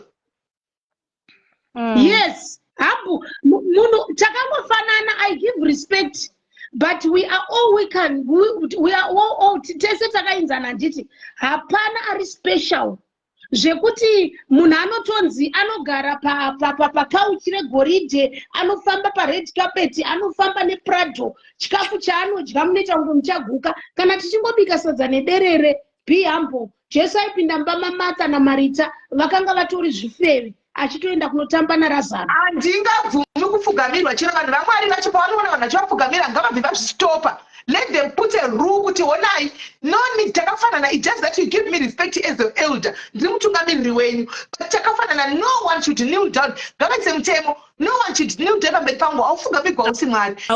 Hakuna mutemo unoiswa naanyone wakadaro. Hakuna basa kuti church ipi yamuri. Every church has abused people. Every church, every religion has abused us. Handika kubva kumafata kumachiye kunonzi kuCanada kwakaonekwa zvitunha zvevana mabhonzi evana vema-aborigines more than 400 vaingourayiwa vachicherwa pasi noti vanga vada kuchinja rese yevanhu. Handiti this religion is not for us. We should go back to what we worshipped before. Handitika nekuti kana muchidzimimi ukaenda kuRoma unonzi chinja zita wakabhabhatidzwa wakunzi Maria, uone zita rako rechivanhu. Ukaenda kumaMuslim ukabhabhatidzwa wakunzi Mariam, wapuwa rimwe zita uchinzi obva chidzidzira kutaura nechiArabic kuti nokuti kuti mwari wacho kana takasikwa naMwari mumwe chete. Why does my God want me to change my name and my culture and everything? Why do I have to follow someone's culture to be accepted? Why do we have vana Concilia, vana Ponciata kumusha kuAfrica from Italy? Narrative. Hello, Sismel, sorry, pani nyaya ndoda kutaura, ndotaura nemazita here. Taurako ndataura. Okay, so 2018 Sismel ndakaroorwa handiti, ndobva ndanetsana nemurume, ndobva saka zvekuti unenge wakufamba uchida kunobatsirwa handiti. Ndakatanga kuenda kunhu kwandakatanga kuenda ndo madhezi akabuda ana sekuru bhanda wachipisa zvokuti chinziwa sekuru bhanda wabuditsa gudo, vanotuma gudo kana une mari yako yechikwereti kudii wachiadvertiswa. Sismeli ndairwadziwa ndobva ndamuka ndikati kana mwana wari kubatsirwa saka izvi zvedu zvidiki diki izvi regai ndimukire ndiende murume anodzoka. Sismeli ndakafona kuya kwekwasekuru bhanda wanga usingasviki usina kubhuka, waifona wobhuka, vakomana vanodaira mafoni wayo wokuvhunza kuti muda kupinda 1-on-1 here kana kuti muda kupinda muri 3 here kana kuti muda kupinda muri as a group. Ndikati aiwa inini hangu ndoda kuona sekuru bhanda ndiri 1 ndinyatsowatsanangura mboni tumboni.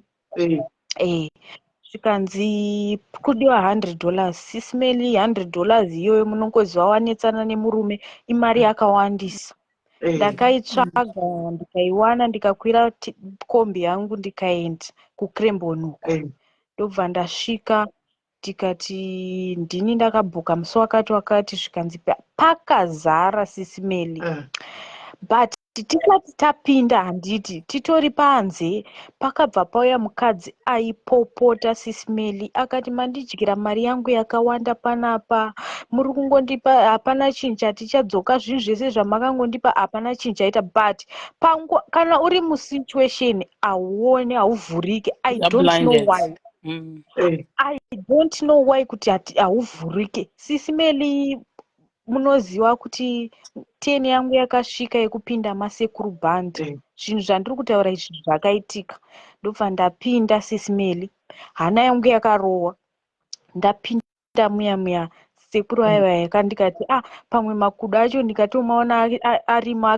akagara munongoziva kana panguva yekurwadziwa uyu unoita zvese ndobva ndasvika muya sisimeli ndakasvika masekuru band ndakagara ndobva zvikanzi chakunza pano ndobva ndakutaura ndikati sekuru murume akaenda saka nini ndikurwadziwa ndati murume adzoke munoziva kuti sisimeli wakandiite sei wakanditi pfugama ndobva ndapfugama zvikanzi da kuvhara nejira reblack pane zvauchaona nezvauchanzwa sekuru bhanda wakandibata mazamu ndobva ndaskrima ndobva wati muno manje hamutombode noise muzukuru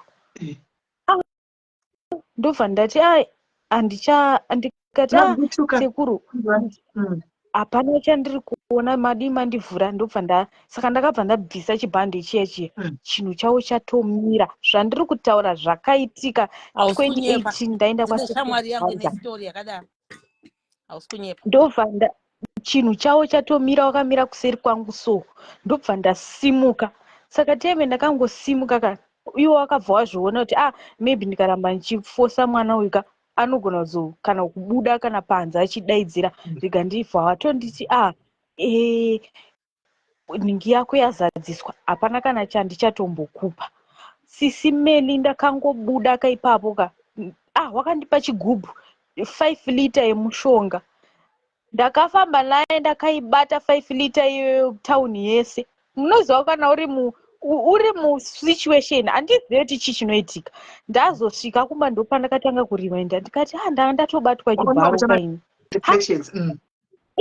ndabva ndatoti okay bvandasiya wanditi ucharota pane zvaucharota kudii hapana kana chandakarota sisimeli $100 yaendera mahara mari yemushonga iya yaendera zvese zvaendera mahara handagumira ipapo ndobva ndaenda kuna madzibaba ndokwakazoita sisimeli handidi kunyepera inini vanhu vanogona kundijaja kana kuita sei but inini mwari vanondiitira zvakanaka but sisimeli I don't go to church mukuzvinzwa handina chechi I don't have any church yandinoenda but whenever I feel like kuti mwari pane zvandiri kuda I talk to God ende zvandinoda zvinoitika sisimeli ndakaenda kumadzibaba vanopfeka nguo chena ndaenda ndasvika madzibaba ende vanhu vaya sometimes vanoshandisa strategy vanotokuona uchisvika kudai kuti idambudziko remurume rawanza pano because unotooneka uchisvika wabva wasvika iwe ndikati aiwa ndanhongwa tsono wabva wandisimudza pakati pane vanhu madzimai simukai ndasimuka ndikazi ndiri kuona muri kuyerera musodzi pamatama ndikati hongu ishe wangu misodzi yainobva yatotanga kuyerera zveshuwa apa uri kuchema situation yako iyo zvikanzi handini mazviona chechi yese yabva yato zvikanzi ndinenge ndichitoona wabva watanga kutoita sekuparidza paya zvikanzi amai panoenda vamwe da kuti musari ndobva ndasara iwe zvikanzi amai mune nyora dzinoda kuparwa kuzasi kwenyu makaiswa nyora idzi ende nyora idzi dzinotofanira kuparwa neni ndikati munofanira kudzipara hawo zvikanzi munofanira kuya nemalemoni nenhingirikini necooking oil kana mave nemalemoni necooking oil izvi ndofanira zviitira kumba kwangu sisimeli ipapo kubva ipapo ndakabva ndavhuruka ndikati ichi ndo chimwe chibharo chandirikuda kubatwa pano ndakangoti ndichienda kumba ndobva ndasvika ndikaudza mama wangu ndikati mama mukandiona ndichidzokera kuti ndaenda kugwenzi kana chika pano muchanditakura even ndikanzi ndarwara chero ndichazunguza musoro wangu kuti handidi ndisiye ndife ndiri pano handiende futi kumadzibaba handiende kuna papa handiende kana kun'anga ipi inonzi inogona zvakaita sei handisvike sismeli because ende chinhu chandakaona kuti wai makambozvitarisisa here kuti wakadzi ndisi tine nhamba yakawanda inoenda kunobatsirwa even machechi titakawanda kwese. Pone shamwari yangu murume wakanga ari one of the biggest prosecutors kumusha uko handichatauri zita ndobva wanetsana nemurume ndobva wambodzokera ndobva wanetsana futi ndobva aguma akune imwe n'anga n'anga iye yanga yakutomukwira everyday. Asi takamboita ndikiri panapa musikana akauya panapa angatovepinda vaindisekura ndaya guys sekura vanonzi vaindisekura ndaya vekuharara sekuru vaidza nasiri bhandere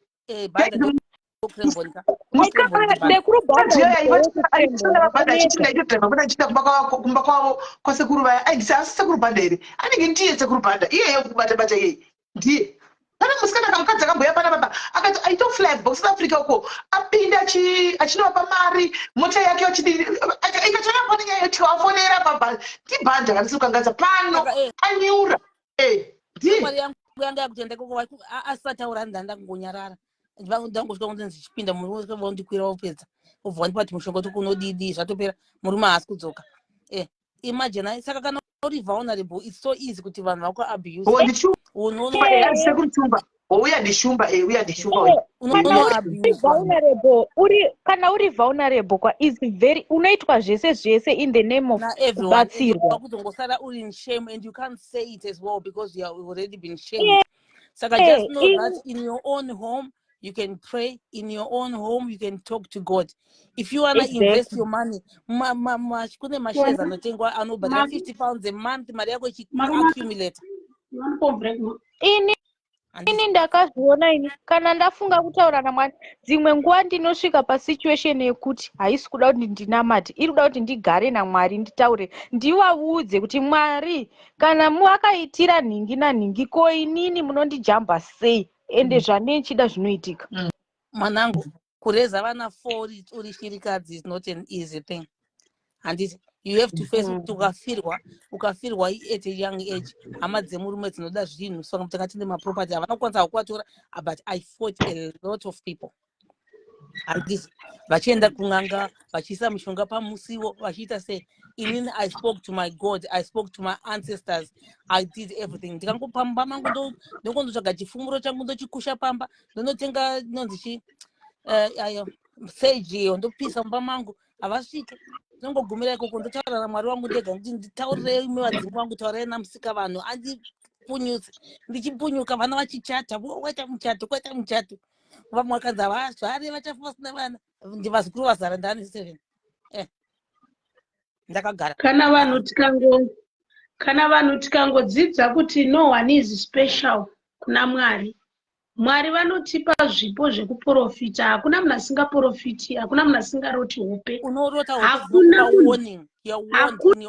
munhu asingatauri naye. Ndoda kukupai example yekuti makambozviita here kuti let's say muda kunokwira bhazi kana kuti muda kufamba rwendo mune kamwe kavoisi so kanokuudzai kungokunetesai so kanokuudzai kuti don't go but mimi moita ndikuudze ndinokwira train yangu paPaddington ndaishanda kuAllgate East ndokwira train yangu paPaddington same time every day. On this day train yangu isati yasvika ndomira ndakunudza svika paplatform ngati imwe train yoda kutosimuka mbva ndapusha madosi ndobva ndapinda in handiti train yanga iri mumasure mangu yakabva yadhurwa nematerrorist iri mumasure mangu iri kumberi kwangu Kings Cross ichiputika tangosvika kutika kwakazara mafire brigade chichaitika mafoni haasi kuita everything ndabuda paipa ndofunga chichai asi makuita fire takufamba kuti ndiende kubasa netsoka manje ndakufamba kubva paKings Cross kuenda kuAllgate netsoka ndopanda vana vangu vakutira kundifonera vasikugona kundifonera ivo vari kuona pamaTV kuti kwaita mabhomba. Imagine what made me get into the wrong train. Train exactly ndanopinda train yasikafamba nayo ndomira same train ndosangana neshamwari yangu kumberi. I used a different train it saved me. My train was blown up behind me and another train before me. Mwari vanototaura nemunhu wese, chero nyangwe dai uchida kurwara, you have masigns aunotowana. Chero uchida kufamba rwendo, chero pamba pako pachida kuya muenzi, chero uchida kubata mari, chero pachida kuitika a bad thing. Mwari vanototaura nemunhu wese, but it's only that we don't understand the language yaMwari, kuti Mwari vanenge vachitaura kuti kudini. And you can pray for that language. Unoinamatira language yekuti Mwari ndivhurirei kuti ndizive zvamunotaura, ndizive kunika kutranslator what's being said to me in my dreams and the people I see. Inini I reached a stage where families isiri right, dzinowane zvoita zvemushonga zvinoita sese, they won't come through my door. It doesn't matter if you are my mom's daughter or not. No, I won't allow you through my door. Handidi kupunzirwa mweya tsvina nevanhu vasina nebasa rese. Inini ndakati mulife mangu, I want quality, not quantity. I want to have nice friends around me and people that care for me. Handitoda kuvigwa nevanhu 5,000, ndoda kuvigwa nevanhu 2 vanondida. Yeah, honestly speaking, ndochokwadi chaicho. Pano kuvigwa nevanhu 100 vasingandifariri, vari kuda kuzongodya chete vachingondidiscuss ndakafa. Nekuturikwa maoko, let's avoid madzimai kungoti munhu wese anondibata musoro wangu. Munhu wese wauna anongonzi ndiprofetesi, watopfugama, watosubmita, watopererwa, unotoratidza kupererwa neupenyu, kokungozvipfugamirawo wega kumba kwako uchinamata wega mbune. Mwari havapinduri here? Mwari vanopindura kana ukanamata wega. Nyaya yatinayo madzimai ndeyeusimbe hwekunamata, usimbe chaihwo. Kuda zvinhu zvefast track, zvinhu zvakareruka, zvinhu zvokungonzi 2 minutes. Ndatomuka ndaane mazimari, ndikaenda kunoshandirwa, ndosvika ndomira pamulaini, ndotowana basa. Ndikaenda kunoshandirwa, ndomira parodhi, ndowana murume. Usingazivi kuti basa rako unoriwana nokuti wanyora CV yakanaka. Handitya. Hausi kuwana nokuti wapinzwa pamutsetse na someone else. You have to work hard for yourself, and please musafunga kuti muri mafailure kana kwasawana basa kekutanga. The second time you get that job, you just have to believe in yourself. Mandikudze story. Ndandine mwana wangu akadana nemusikana wokumaCaribbean kuno kwakakovesa kuchikoro kusame school whatever. Mwana wangu high flyer anohora mari. Akajiboza kunonzi kujikiwa mabhegi ema 3,000, mabhegi watch chichichi. Ndikati ndingataura ndozonzizvo kana mwana wangu akazondiramba kuda kundiona. Ndingotarisa iwe 7 years. Mugore rechi6 zvikanzi neimwe shamwari yangu anobva kuBulgaria, murungu anonzi Alexander. Zvikanzi unongochema kwete mwana wangu chakati, mwana yeye ndiwakamuzvara. Ndikati zvikanzi haisi adopted child. Ndikati no, my son. Zvikanzi right. You see, the universe listens to you. As you walk on the street, whatever you're feeling in your heart, say it loud to the universe. Tell the universe what you want to happen to your son. I want you to be happy. I want you to prosper. I want you to do the best with your life. I don't want you to be in this relationship. COVID yavauya mva mwana wangu enda kumusha kunoshanda ari company yamvumuza vamuisira zvese maningi online chicha kushanda ari kumusha tobva angondifonera apanga atenga ringe 7,000 vaingenja COVID changu tanga pepa kanga tichati uya vata tanga ma story uya kumusha zvikanzi mother, I don't think nine munhu yazvinoita. Ndikati uri kutamba, ndikati handisi kudaira, ndikati zvaita sei, ako akazodzokera. Ndakati ndofanda Zakapera. I spoke to the universe, it spoke to my ancestors, to my God. I succeeded. Imagine the murora on this catbook. Wantoda kusanga kurora ndikufamba ndakabereka kumusana kuda. Wandakazowanirwa. Exactly what I asked. What I paid for.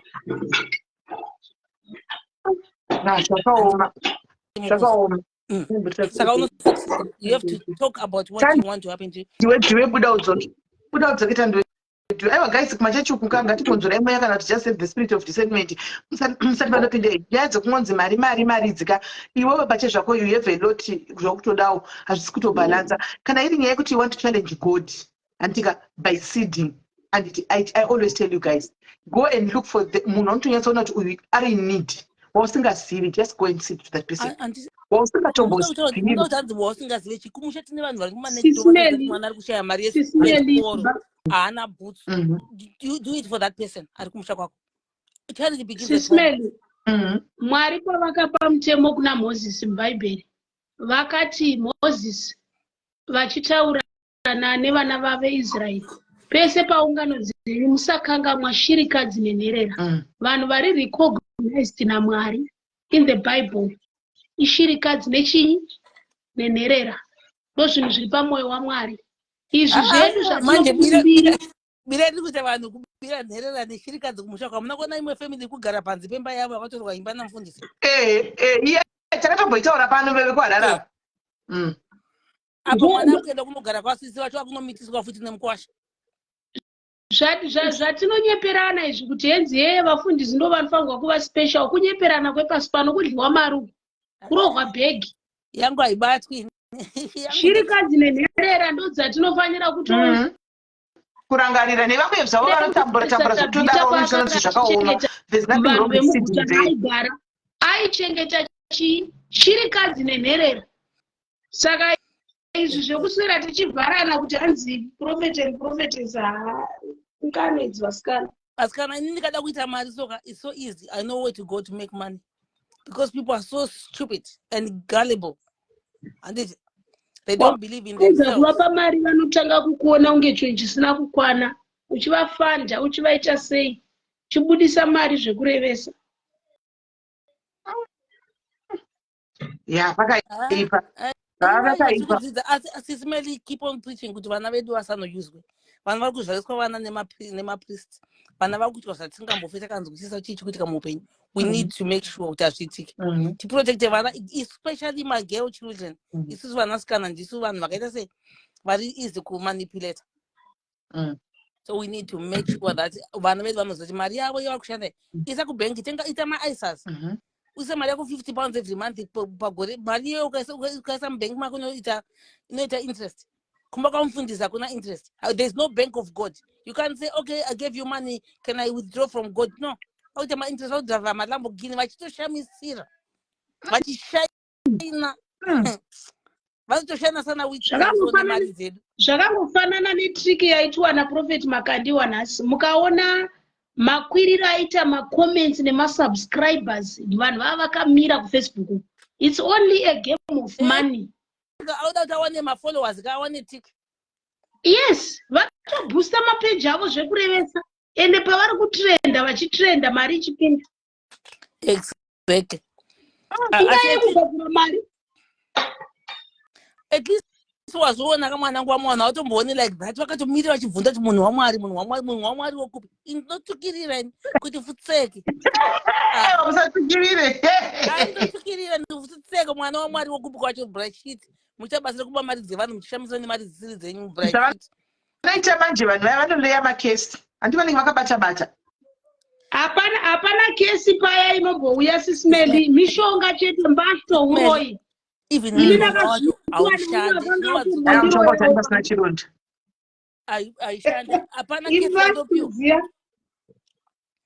hakuna kesi inobva kumabharanza aya, hakuna kana kesi. Kana usingangobati mishonga hapana kana 1 chinokubata sismedi. Kana 1.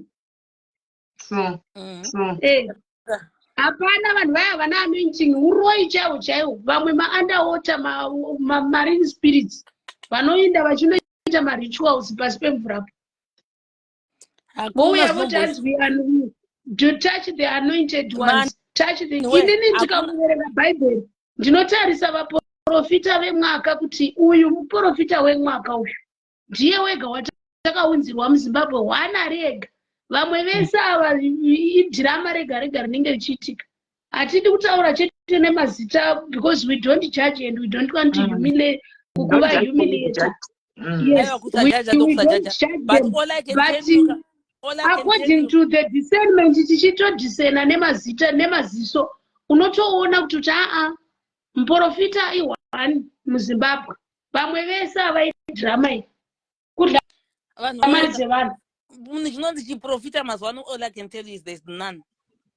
There is no one called him prophet zvachose. Zvakunetsa kana variko but zvakunetsa kuti tinyaso identify. Kuna kunyeberwa. Aiwa maprofeti anenge ariko sismeli, 1 aripo. The true prophet anenge aripo. Anenge aripo mavo but 99% mafalse. Akupuwa mari nevanhu here, akurarama ane bank of God here.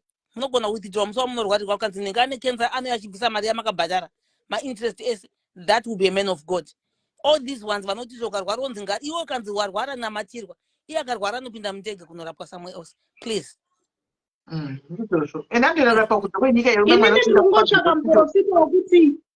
Inini ndinongotsvaka muprofita wekuti anonamatira vanhu, oprofita vanhu, apedza okwira taxi yake oenda kumba kwake, asina gadhi, asina munhu anomufanda kuti chikafu chake anodlei, anofanirwa kungozvishandirawo from 1 to 6. Ndiye muprofita wandinotsvaka. Inini mai vangu vapenyu anyway, my mom just lives down the road from me, family yangu isiri kuno UK. Mai vangu vainamatira vakadzi vane nhumbu, anonzi akaita bridge, nhumbu yakaenda kuhospital, nzi mwana wake haana kumira zvakanaka. She did that for free. Anouya vomunamatira votenderedza nhumbu, mwana aenda paposition, munhu aenda unozvara, no cent ravanokupiwa, havadi mari, nothing. Vanhu vazongoti mbuya ndakutengerai boots, ndakutengerai chaka. She didn't want that. What happened to my mother is when my mom was young, vakambogara kuZambia, handizi vari kuZambia ikoko vanga vatorwa nemurume wekuZambia before she met my father. Ndobva vaita nhumbu, ndobva vafa, ndobva vamuka after 3 days, mwana wavo wanga ari munhumbu yabva afa. Vamuka kudai in those 3 days vanga vakafa idzodzo vakaratidzwa kuti vanofanira kuita sei, handizi. When she came back, she had that spirit yekunamatira vana nemadzimai ane nhumbu nechichi, and she never wanted a penny from people. Vakatora vakatopuwa zvinhu nevanhu kuti vapuwa kuti vabatsira someone, vanototorawo someone wanofunga kuti ari kutambudzika. She's the longest surviving member of her family. Ukanzwa kuti mai vangu vatukana nemunhu kanzi vaita sei, unotibvunza kuti mai baba, nhaye mama, amusi kuona kuti munhu yakadazwa kuti iweka tiri pano panyika, handiti zvatopera. That's what she says. I wish you could see. She's 91 now. Kana one day vainamatira vanhu mahara vari kuno kuuk navo kuno vanogara down the road kunanzva dzavo topota chichinjana, but hapana kana cent remunhu ravaitora. Vainamatira vanhu mahara pamba mangu vane nhumbu vachitonamatizwa mai kumba kuzara kudai, so posvika vobikirwa chikafu vopiwa chemari yedu isu chatotenga isusu. And she didn't want anything. Handi mukona yakakaipa. Hanzi she still alive. Wabuda kutoenda kumaidi. Mai vangu vari kuno vari kuPaddington. Paddington. Saka inini ndakaona kudhara nyaya dzekuti hanzi kunamatirwa, ndakadziona, ndakaprofitwa nhema, ndikaudzwa nhema, ndikaona kuti vamwe vanoda kutora kutoti vatoenda newe kunorara newe, ukapusa zveshowa nokushandisa. No, ndikuverenga mameseji, ndine mameseji ari kupinda kuWhatsApp kuti vandi kufamba, saka ndikuti ndikatarisa kunomboanza mameseji kutaura vanhu vasiri palive. Link yandati muverenge ndakutumidzira yandika. Manitendera kuWhatsApp kunoko. Kwa-King Leopold, I send it to you. So I want you to read that. Oh, yeah. I want you to read that. It shows you takabva kupi tainamata say and everything, and these people knew. And when they came to us, vakaitold to change out to Africans, there's a church every corner, and you are the poorest, we are the richest continent because we are doing our things wrong. Takatsipikiwa. Handi mukona tingadai takagara kumusha kuti tobva tatoti tine maleaders mapenzi. Ndakati ndina ndiri president wekuZimbabwe, mwana wekuzvishavane anenge achiwana, mwana wekumberengo anenge achidya mari yeemeralds, mwana wekuchiadzwa anenge achidya mari yemadiamonds, mwana wemukadoma anenge achidya mari yegold. Nyika yedu ingadai yakagara zvakanaka, asi tobva tachifuti mbavha kubva kwati maprofita. Ende mari mukuita menyamufi makaidya mai mwana inodyiwa, muchinoona kuti iri kudyiwa, iyo iri kuparira, iri kudai. Imi mafi makainanzva mai mwana, munotambura kuona dhora revheji, asi nyanza kuti munyika medu mune maminerals ende mari iri kushanda ende mari iripo. Ndo sezvinokuita kuma yakori world of dog eat dog, ndo zvangovepo. Mumwe nemumwe, each man for himself, God for us all. Ndozvava kungoita. Amen. So guys, regai ndichipedza. So thank you mahost angu. Mangwana kubasa. Mangwana kubasa makuseni. Mari, but mari yetu ngaishande, please. Aiwa tikuda mari. Tengai manenge mashares mumakambani ane sense. Isai mari yenyu kuma-ISA. Hakuna kunopa mari mufundisi. Build your wealth. Don't make other people wealthy. Yeah. Use your money for yourself. And then my holiday, relax. Life is too short. You don't even know when you're gonna go.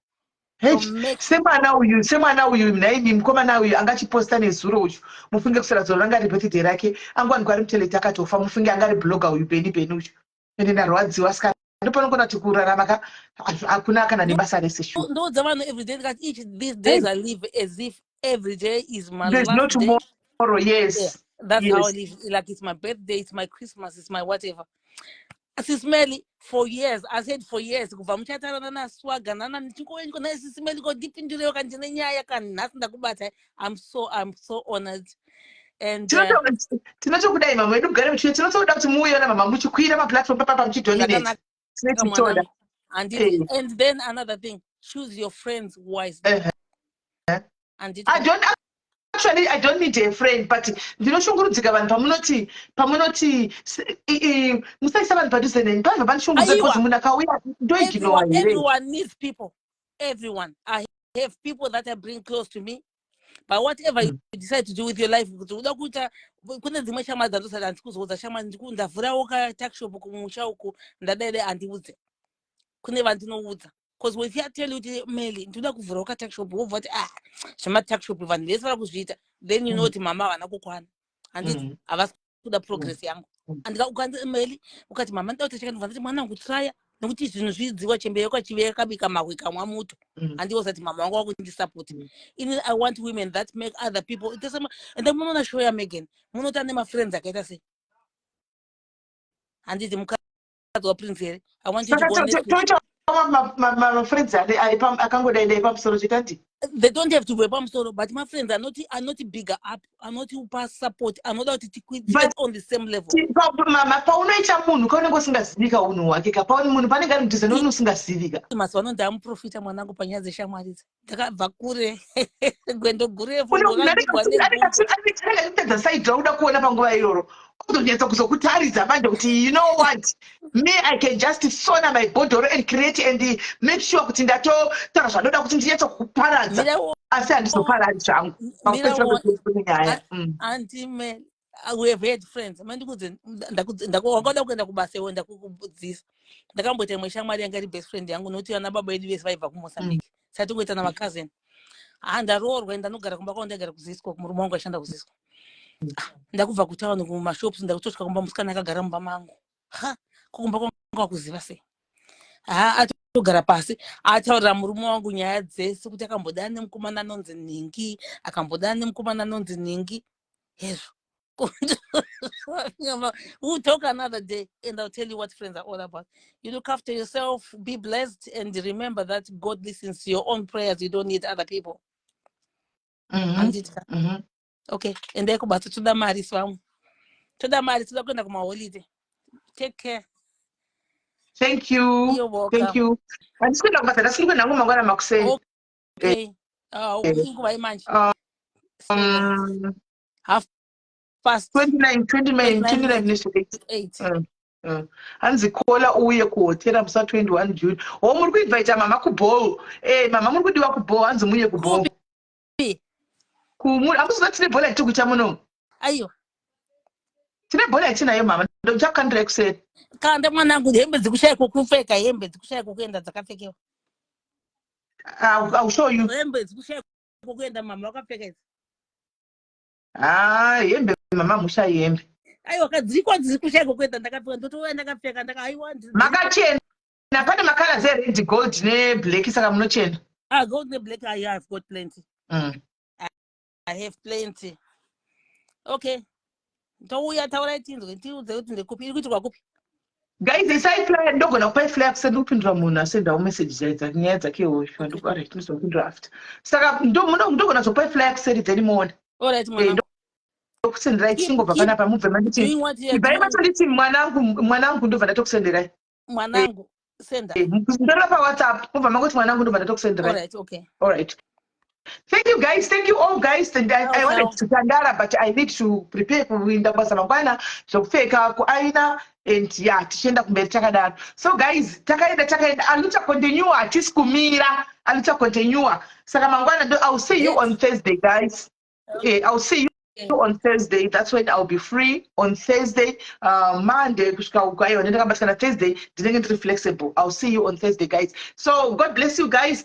Don't go and fight my street. Trust me on this. When I say don't go and fight the street, trust the process. All the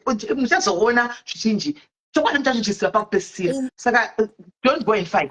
Hallelujah. Yes, don't go and fight. Mimi chill out and relax. So guys, God bless.